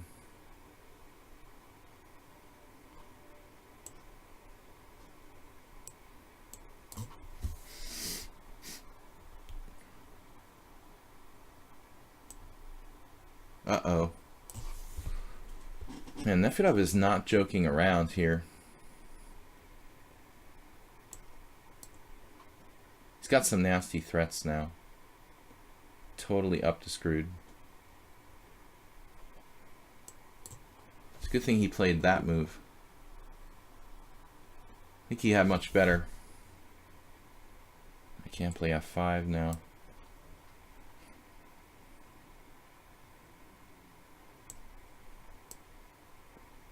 We'll take an endgame. I could have taken on b7 check.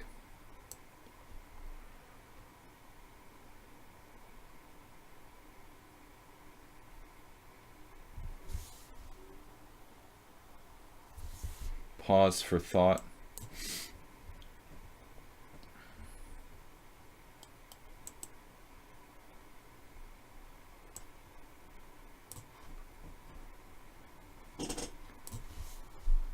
I think I actually analyzed this variation and then I sort of forgot about it. Look how tricky he is. He has an answer for everything.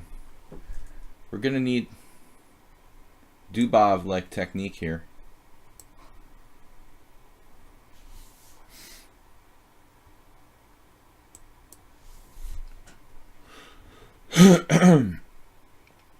Wow. Alright, I'm just gonna run with that pawn. Maybe Nefedov was too hesitant there.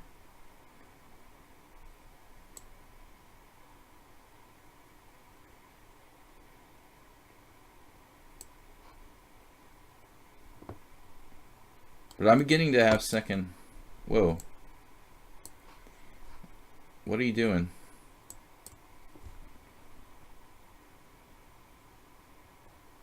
Wow.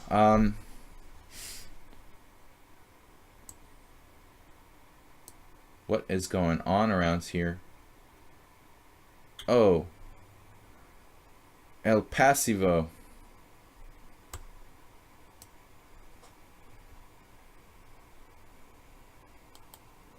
I think that we both made a lot of mistakes in this ending. I mean, I'm pretty damn sure. Now it's over. But it was not super well played by me for sure, and probably by Nefedov too.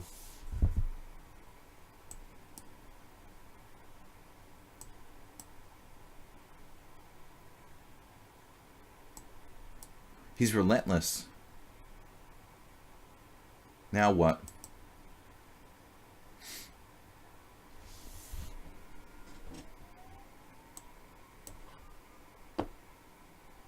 Here we go again. Alright. Leave me alone. But I've got F5 now. Eventually we're going to beat you.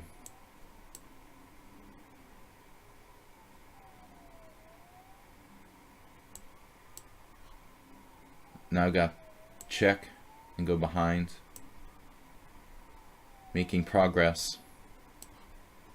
King on the 8th. King on the back rank. That's good. I guess we might as well just go here. Any stalemates? Nefedov was really close here at some point to drawing. The end stage, not so much, but I think there's some moment where you were actually close to holding this. I made a really bad move with you had bishop d4 in one moment, man, when it looked really dangerous for me. I'm trying to think about this position when I played knight e3. When you played queen c2 check, I was scared of bishop d4, but the engine says I'm still okay. I just thought that was a much more dangerous move on a practical level for black there, to try like bishop d4. Whew, that was a long game, guys. Okay, I want to go to the study that Arsenal fan put up. One of the things I like to do on the subscriber stream is to go over games. This is a game one of our subscribers, Arsenal fan, played here on lichess. Let's flip the board. It looks like he was black. Well, that's not what I meant to do. Sorry. Whoops. Oh, I can... This is a game which was theoretically interesting also. Alright, we'll pick the first one. So I just wanted to flip the board, but I clicked study by accident. Okay. So Arsenal fan had to leave for a drinking club. Has I read your comments yet?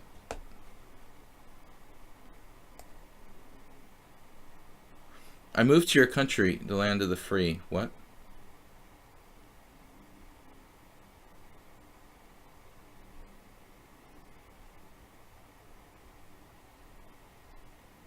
James, has I read your comments yet? You moved to my country, the land of the free? That was your comment? Land of the emergency police phones on every block corner as well? I don't get it, dude. That's your comment? Okay, that's weird. Anyway, so d4, knight f6, c4, e6, and Arsenal fan plays bishop b4. We've got, were any of my games analyzed? Nefedov. Yeah, dude, you weren't here? Nefedov, did I analyze your games? Where are your games? Nefedov, where did you send me? Did you send me a game? Oh, wait a second. Nefedov sent me games. Alright, we'll go over the Nefedov game next. I forgot we didn't go over those. One of those. So, sorry Nefedov. Yeah. Weird comments. So, white plays the same-ish variation. Bishop takes c3, b takes c, b6. I don't live there anyway. So, e4. It's interesting, Stockfish wants to play e4 here. I think I've seen this once or twice. I mean, the idea is to play knight takes e4, queen g4. I just got sidetracked thinking about this. Emilio Cordova. So let's see what Arsenal fan does. Okay, I mean, white plays queen c2. It's, by the way, the b6 move by Arsenal fan. It's not the main line. c5 is the main line, but I've seen Elvest play b6, and I like it. You know, I've never played it myself. It can actually transpose to some of the normal lines of the same-ish with c5. But there's some independent variations. Once I saw Elvest win a really interesting game where I think his opponent played bg5 and Jan... I mean, I don't remember. I thought Jan played like bishop a6 here. There's actually no games. I mean, this was an old Elvest game from like 15 years ago. But he basically did like... I thought he even might have played something crazy like knight c6. I'm not sure if it was this exact position, but you know, something along these lines, like allowing white to establish a huge center, and maybe white like went here and Jan went back to g8 or something crazy like this. But anyway, he created like really chaotic play, a very complicated situation for both sides. But anyways, queen c2 looks like a transposition to this is a transposition to a b6 against the classical Nimzo, which is a really good line, by the way. I think Morozevich and a lot of people have started to play this move, which is less analyzed than a lot of the other lines. But it's as if you played b6, white played a3, and you're taking on c3, and like white's supposed to take with the queen, but they just decide they're not going to take with the queen, they're going to take with the b pawn. And so we got that. This has to be good for black. At least like black is equalized. So here he played bishop b7, but I think that there's, you know, there also could be some risky ways to play with like bishop a6 maybe. But it's very, very risky, you know. I mean, you're going to like let white establish a big center and try to go out on the wing and maybe try to attack this pawn on c4. I don't know if it's not really a fundamental way to play. So anyway, okay, Arsenal fan is playing absolutely correct. Bishop g5, and then h6. One of my teammates, a young kid in a game last week, played a situation where he was in a pin like this, and he played like h6, bishop h4, g5, and later on he paid the ultimate price for weakening his king side. But in the Nimzo, sometimes you just have no choice. You don't have a dark square bishop to put on e7. Here, however, black has a lot of choices. I mean, you could play d6, not play h6, not weaken yourself at all, and try to play a structure like, you know, knight d7 and c5, and maybe, you know, you could even do like queen c7 to break the pin later on. So I don't know about h6. It seems like it weakens black's position.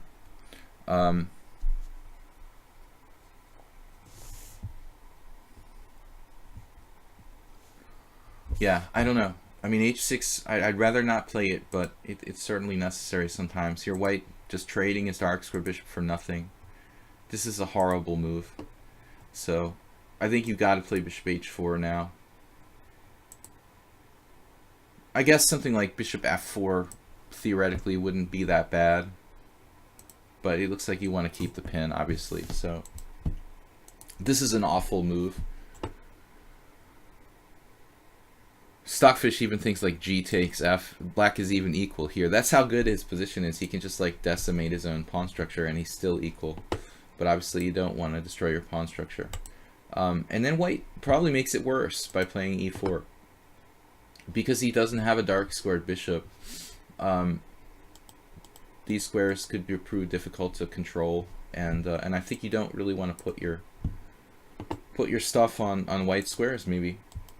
So yeah, just e3. The engine suggestion of playing for f4 is interesting. because you can't play knight f3 without dropping a pawn to bishop takes f3. But already black is better, so. Now, this is a really tricky moment here. This is like a classic situation where you don't know if you want to play e5 or if you want to play c5. You see, the thing is, if you play e5 and white plays d5, you have a really good outpost square for the knight on c5. And I think there's a lot of potential there. But if you play c5 and he plays d5, this is not such a big deal because white can just trade it off with his knight on f3. So, you know, while I like in a vacuum blockading these pawns, I don't think that Rich should play c5 right away. There are some interesting moves. You could go crazy with something like g5 if you want to really. And I like having the retreat back with queen g7. I use this in a game against FIDE Master Mika Brattain in a New England Open game in a very, very similar position where I had to play g5 earlier. I used the retreat queen g7. I actually, if you want to play sharply, you can try to castle queenside. Excuse me, for this for a very sharp game, but obviously white has a4, a5, and some chances to open the queen side. So castles queenside is a little risky. You could play safely with castles. There are a lot of options here. So c5, d5, and he locks it up. And now there's nowhere to go, though. You know, I think that white gets the best end of the deal here. So I just don't think you should play c5. I think you should keep your options open. G5 is really interesting, and E5 is playable and solid. So that's what happened there. And then white's okay, probably. And then Rich castles queenside, which is bordering on insanity. You know, now he's castled into it. He's closed the center. He's given the free shot at his head, basically a penalty kick on the queen side. And there's not really that much of counterattack on the other side. Maybe black can play like g5, knight f8, knight g6, and try to drum up some kind of kingside attack. You're going to have to play king c7, migrate the bishop back to c8 to try to participate in an attack on the king side. And by that time, you might be getting checkmated. I think objectively, black has to hold the line with something like king c7, a4, a5, and then just defend like Tivyakov, I don't know, with the rook on the b file. But this was a little misplayed by black. After a4, a5 is a good move. And then this king b8, okay, fine. Be careful you don't get a rook sacrifice on a5 or something. Or a knight sacrifice. And then fortunately, he can just chop off the knight. And now, the only dream is a rook sacrifice followed by like queen b5 or something. Black couldn't defend. So here it looks like white should triple on the b file and try to do like rook takes a5, queen b5, and checkmate black. But black can defend with something like queen d8, queen c7. But at least he could force black to have to take steps to move away from the attack a little bit with the queen, probably, to have to defend himself. And that's what he did. He did play queen d8. And then he went back again.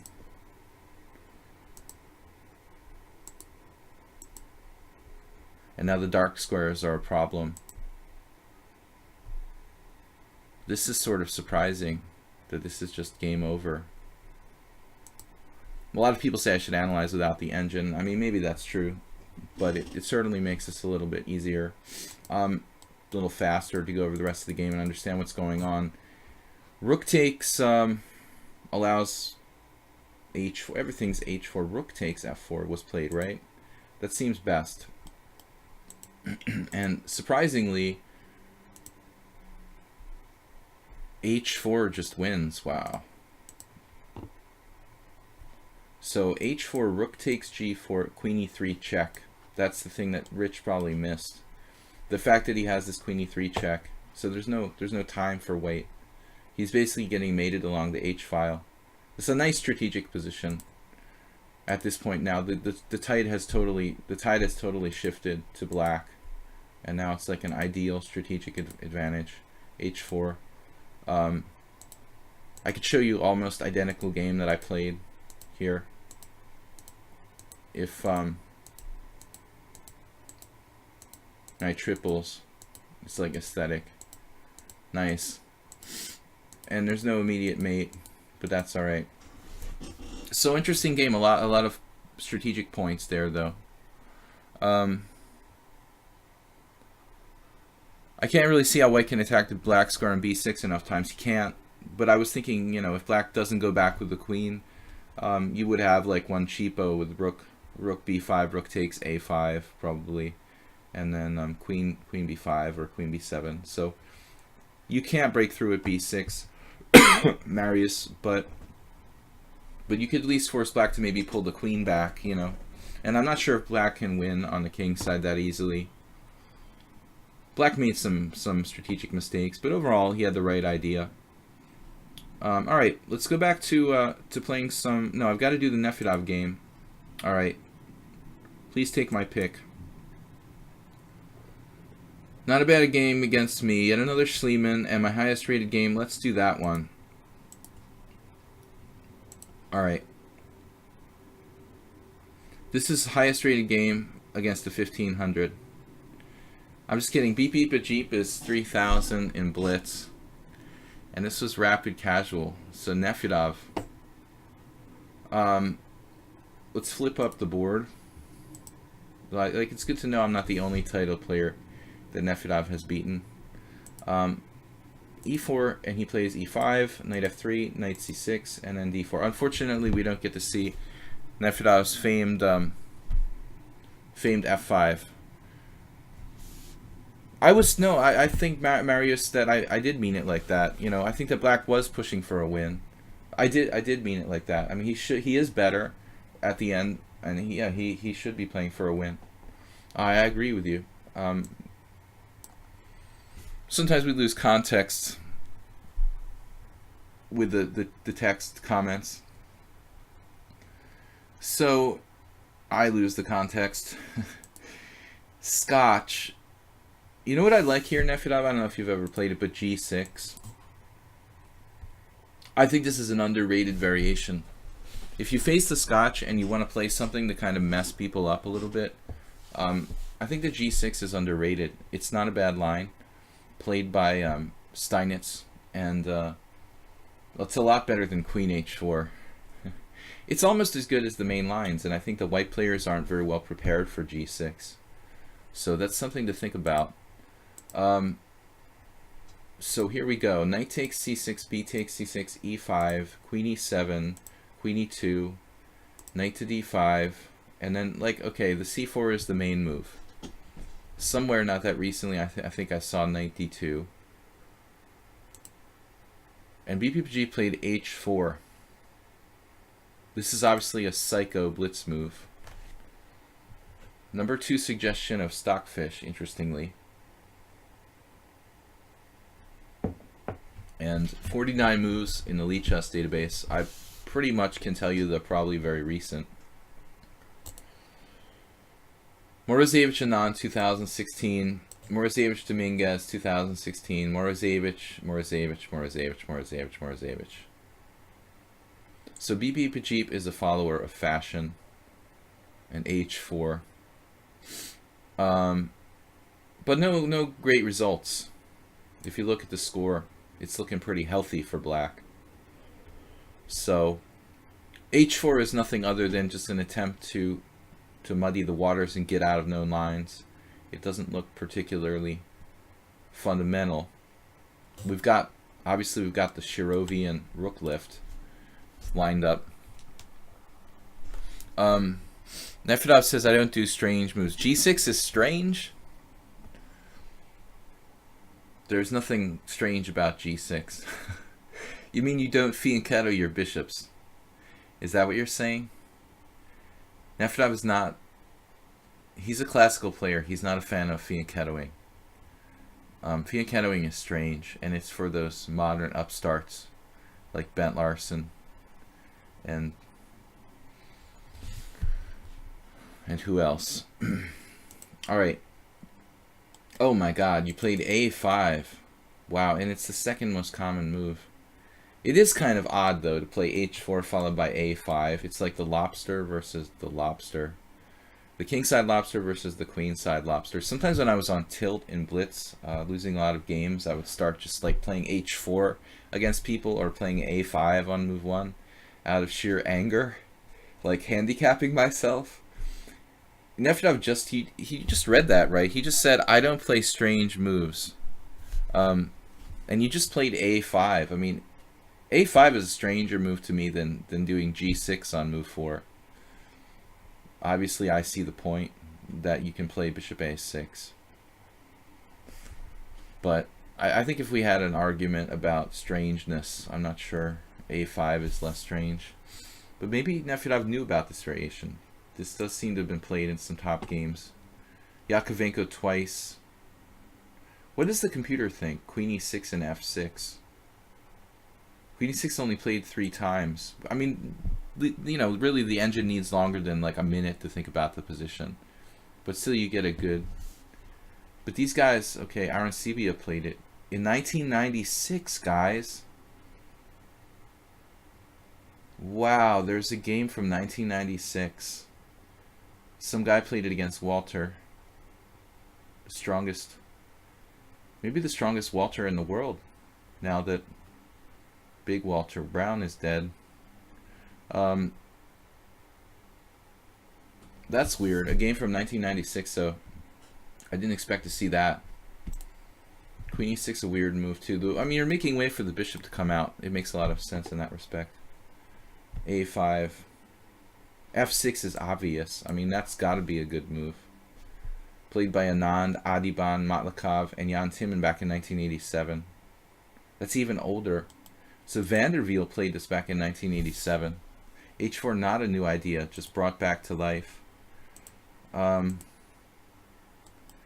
mean, honestly, bishop g5.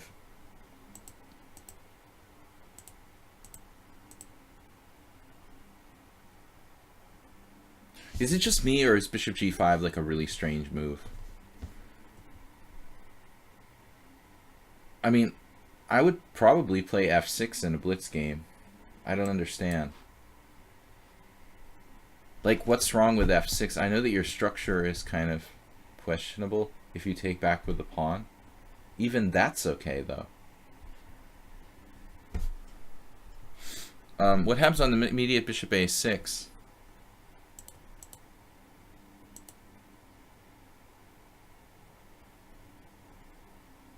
What are you talking about after bishop g5?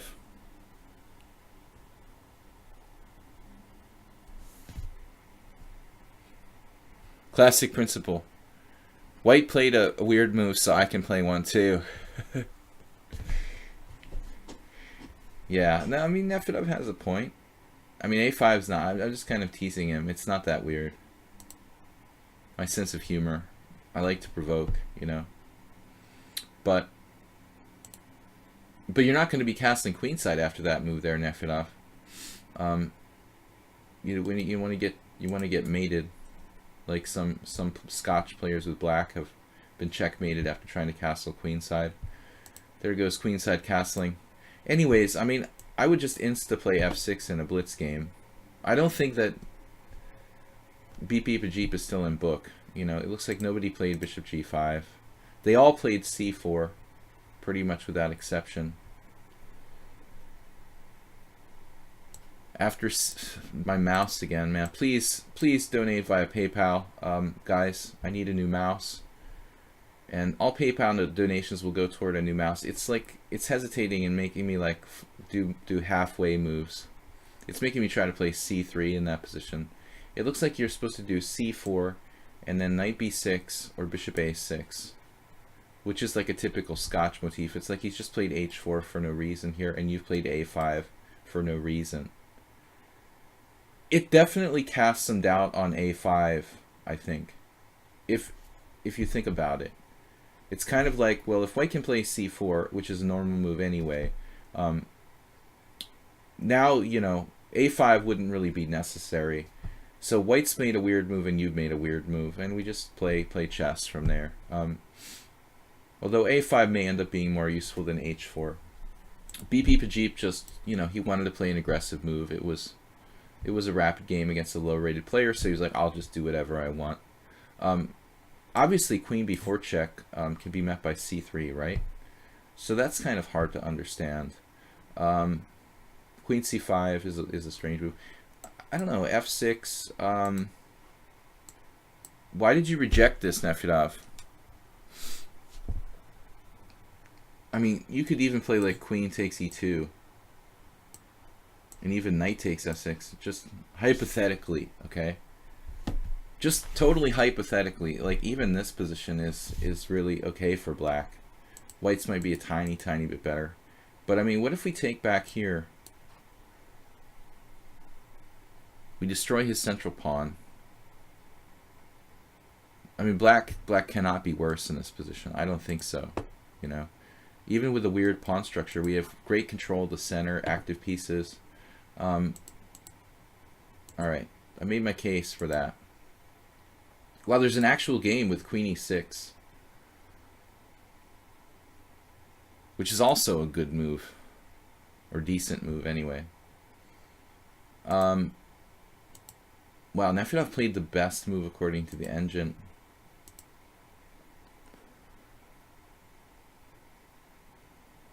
It is remarkably difficult to attack the queen on C5. So he plays C4, which would allow for a future bishop E3 potentially. And Nefyadov here like up the ante with bishop A6. But it's not easy to say what the best move is. Scotch makes me crazy.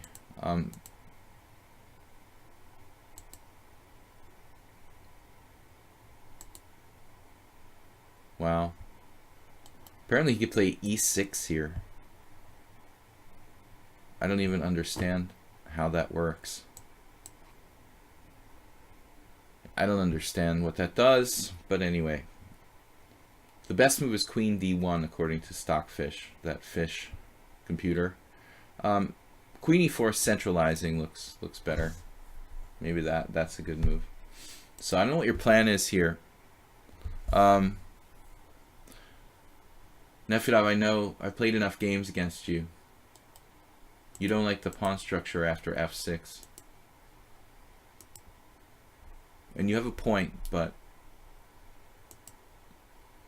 I think dynamically black is pretty good there. So apparently, damn, Nefyadov has like almost knight C3 here. This nearly works, doesn't it? I would be very strongly tempted to do this. Did you think about this? Knight C3. He asked to take. Queen takes C3 check, only move. Rook B8 check. Knight B3, it looks like a dead end. But you can do rook takes B3, A takes B3, queen takes, king A1. And now, the amazing queen A4 check. That's pretty hard to find, I admit. You know, although I wouldn't be surprised if black could do some crazy thing like bishop C5 and castle and then bring the rook out. Yeah, this is just a dead draw. You even have bishop A3 check here. Wow, he has to be careful. Now H6. H6 has to be played. I don't know, it's too complicated, but again, if it was a fast game, I would have been strongly tempted. Nefyadov's move is stronger, rook b8, though. He's increasing the pressure. Correct. And now, BPMG just blundered, bishop takes c4. It was a difficult position, but there's nothing he could do. And he gets to trade queens and hope that the low-rated player will make some mistakes in this ending, where white is only down, what, 2 pawns with doubled pawns. It's still going to take good technique to beat this player. The time here, 3 minutes for black. No, 6 minutes for black, 3 minutes for white. And Nefedov just chooses to make it simplified, which is not the best move, but probably not a bad practical decision, Nefedov. Since you're 2 pawns up, I was saying this earlier, you know, I mean, simplify. Up 2 pawns, not just 1, but 2. I don't mind trading rook for knight there. He missed bishop f5, going for the base of your pawn chain. So 2 chances to play that. And knight b6 is kind of just defending d7, attacking e5. It's obviously a bad square for the knight, but it does what it needs to do. And now he picks off another pawn. What was that? This was a simul, so BP Bumajip didn't have that much time. He just blunders the e5 pawn and it's over. Alright, man. Good game. Interesting line to take a look at in the Scotch there. So I got a submission from Saul by way of Soltigo, who put it up here. So this is Saul playing black, right? Against Mysterious Expert. Were you playing black or white? You played a bad endgame. Alright. Guys, this will probably be the last thing for tonight. I've got to go. So I am going to close out. Sorry, Nisab. I'm going to close out these challenges. Troll, I did play you 1 game today. I got to go at 9:30. We got another stream in the morning at 10 a.m. CET here. Got a lot of analysis this week, more analysis than Blitz. So Nefedov he did win. He wasn't just winning, he did win. He didn't offer a draw in a winning position, which is the first step to victory. I'm looking at this from the wrong side, so flip board. I can just press the F key, but I forget all the time. Alright, let's go back here. Okay, what is this move? What is this move? Knight c6. Very unusual type of setup. I don't really like it. You're blocking in your c pawn from influencing the center, and that's like in the Chigorin Queen's Gambit.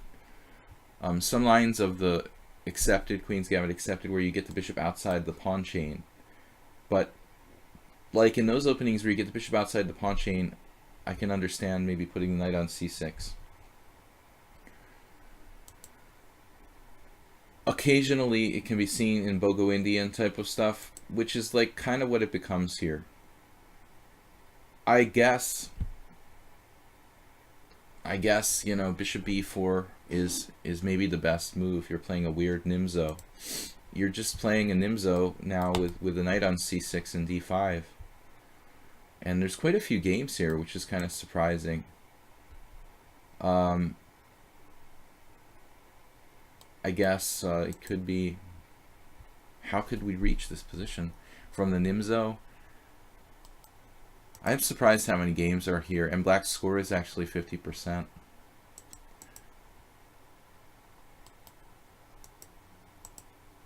Well, I mean, I don't like e3 either, to be perfectly honest. I think that e3 is, I didn't mention this, but I think that e3 is just kind of passive. So what can I say? I mean, white makes a passive move with e3. It's a setup that doesn't promise anything, and then you played a weird move yourself. So I guess it kind of balances out. But I guess objectively, white should play knight d2 and like a3 and b4 and maybe some sort of setup where he puts the bishop on b2 and tries to grab some space on the queen side. Alternatively, it looks like knight c3 is the main move. Bishop b4. Surprisingly, black scored 50% here against bishop d3. We could transpose to kind of Rogozin variation. I can't say I really like it. You've got Miladinovich playing it and Blatny. You know, it's not really good company. I mean, Ivanchuk, okay, on a freak occasion might play something weird, but But Milodinovic is a really extreme Chigorin defense player. He plays some kind of pretty weird stuff. Blatny, you definitely can't trust his openings. So, yeah, I'm surprised that black has 50% here, honestly. Castles, castles, and then bishop takes c3. This is, I was talking about with someone earlier today. It's human nature, but releasing the tension, because we're unsure about the situation. The temptation is to trade, and it's better to kind of up the ante. Usually, sometimes with black, you want to trade pieces to release like, I don't know, his attacking potential, or reduce his attacking potential because you have less space. But in this case, I mean, I think that exchanging on c3 is just really early. It's similar to the Rogozin variations, except my queen would be like on c2. After something like queen a4 check, black would watch the queen pull back to c2.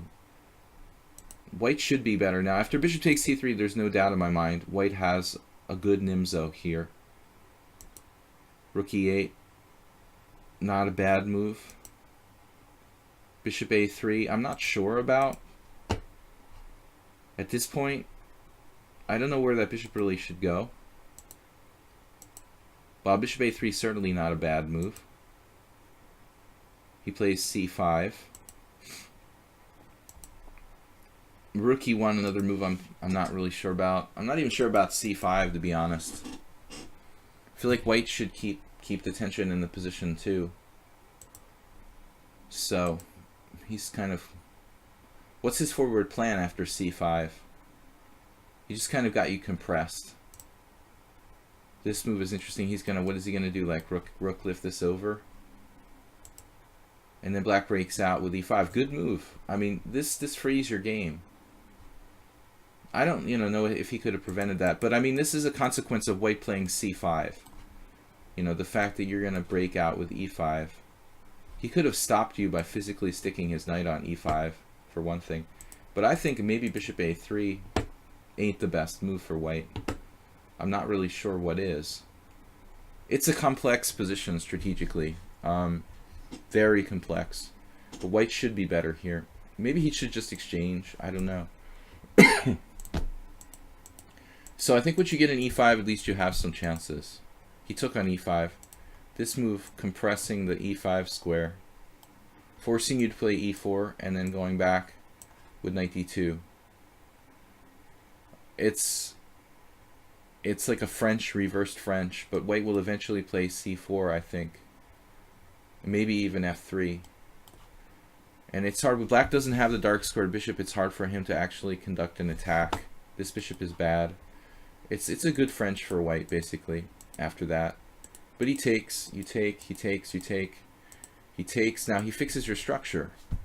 So when the smoke clears, now we've seen no real benefit of putting the bishop on a3 for white. You've achieved e5, freeing your position. Your bishop on b7 is blocked, but it has potential. And you could also maybe play bishop a6 and try to like trade off his white squared bishop and just go into the endgame with like a knight against questionable bishop. This was an excellent move by white. Realizing, well, he had to, his bishop was attacked, but he's trying to realize c4. And I think this is a key moment here. What do we do? What's the plan? We got to watch these two bishops on the long diagonals. And we want to try to get an endgame that's not bad for us. I'm not sure about c5. What should we do? We know what his plan is. We know what he's going to do. He's going to play c4. So we can just brace ourselves and just prepare, for what's going to happen next. It's good when you can know what your opponent's going to do. You can anticipate and plan for it. Let's see what happens. So he frees his bishop, and I'm a little worried that ultimately these pawns could actually get weak. So d4 was a sacrifice, or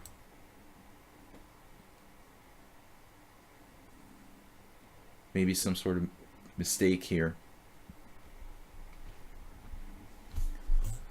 You have potential against g2, and that looks reasonable. You got to move the rook. This looks awkward though. I mean, if he plays f3, you win on d takes c4. It's not so easy for white to deal with rook g5. He has to play a very strange move like g3, potentially weakening all of his white squares. So I think the black was actually okay here till d4, and that's where the game turned. So after this, the thing is, it's not really about this pawn, like, necessarily, but even if white doesn't win that pawn, he can probably blockade effectively the two bishops. Queen e5 was a strong move though, man. That just takes you out. Both these bishops perfectly coordinated now. Kind of like a typical Nimzo Indian. And the pawn just got overextended on d4. I think that maybe c5 was the mistake here for black. Like, we don't need to play c5. I think it doesn't really achieve a whole lot, and weakens your pawns. So just brace yourself for c4 and try to find the best move in this position. This is the position I would be happy I achieved. Probably equality with black here, and you need to find what's the best plan. I'd love to play bishop a6 if I could, but it looks like there's some tactical problems. How bad is this though? If we could trade, bishop takes a6, rook takes a6, c4. Something like rook e6.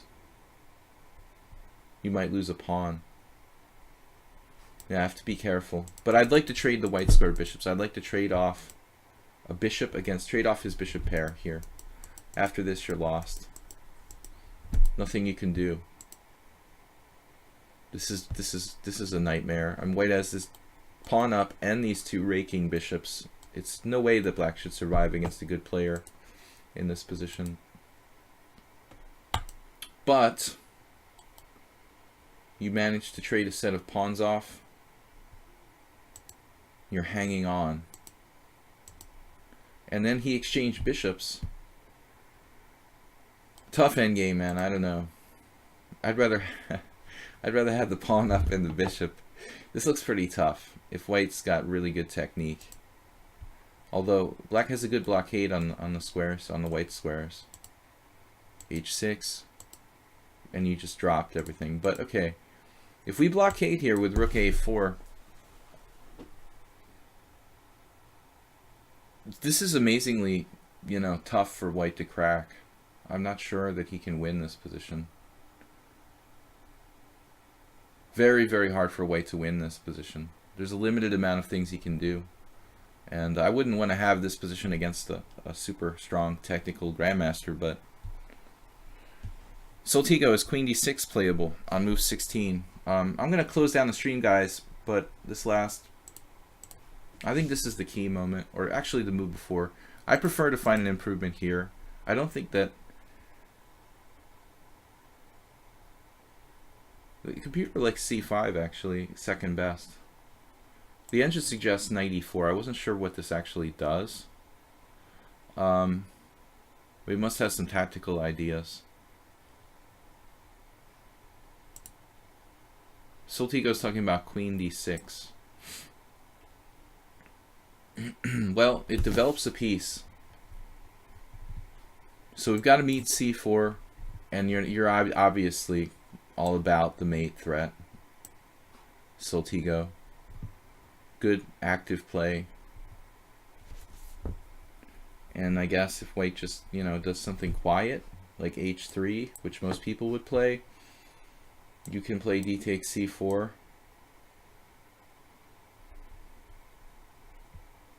And then you have some kind of vicious tactical threats with queen c6 or bishop takes g2.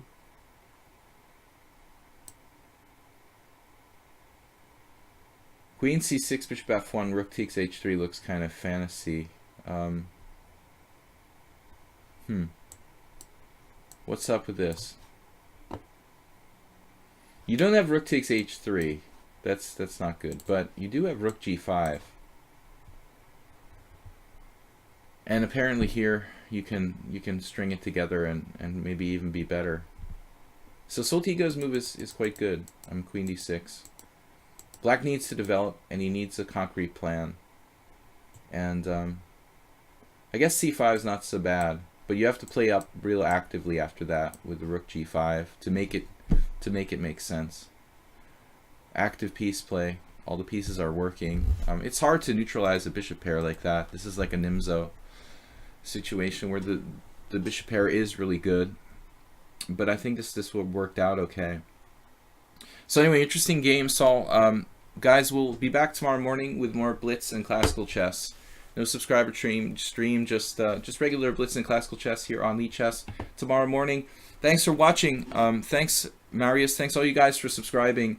We will again be streaming tomorrow, Friday, Sunday simul on Sunday 30:30 simul 7 p.m. CET here on lichess, and again on Monday. And then the stream is going to be down for 10 days while I'm playing in a GM Norm tournament here in Budapest. Resuming streams, I think, on the 22nd or 23rd of December. So anyway, guys, you're welcome, and thanks for subscribing. Thanks for supporting the stream via PayPal, and help support a new mouse. Or you can just send me a mouse in the mail. But I will talk to you guys tomorrow morning, 10 a.m. Thanks everyone. Thanks Soltigo for moderating and helping with the stream. You're awesome, man. Good suggestion with Queen D6. I'll see you guys tomorrow. Bye bye.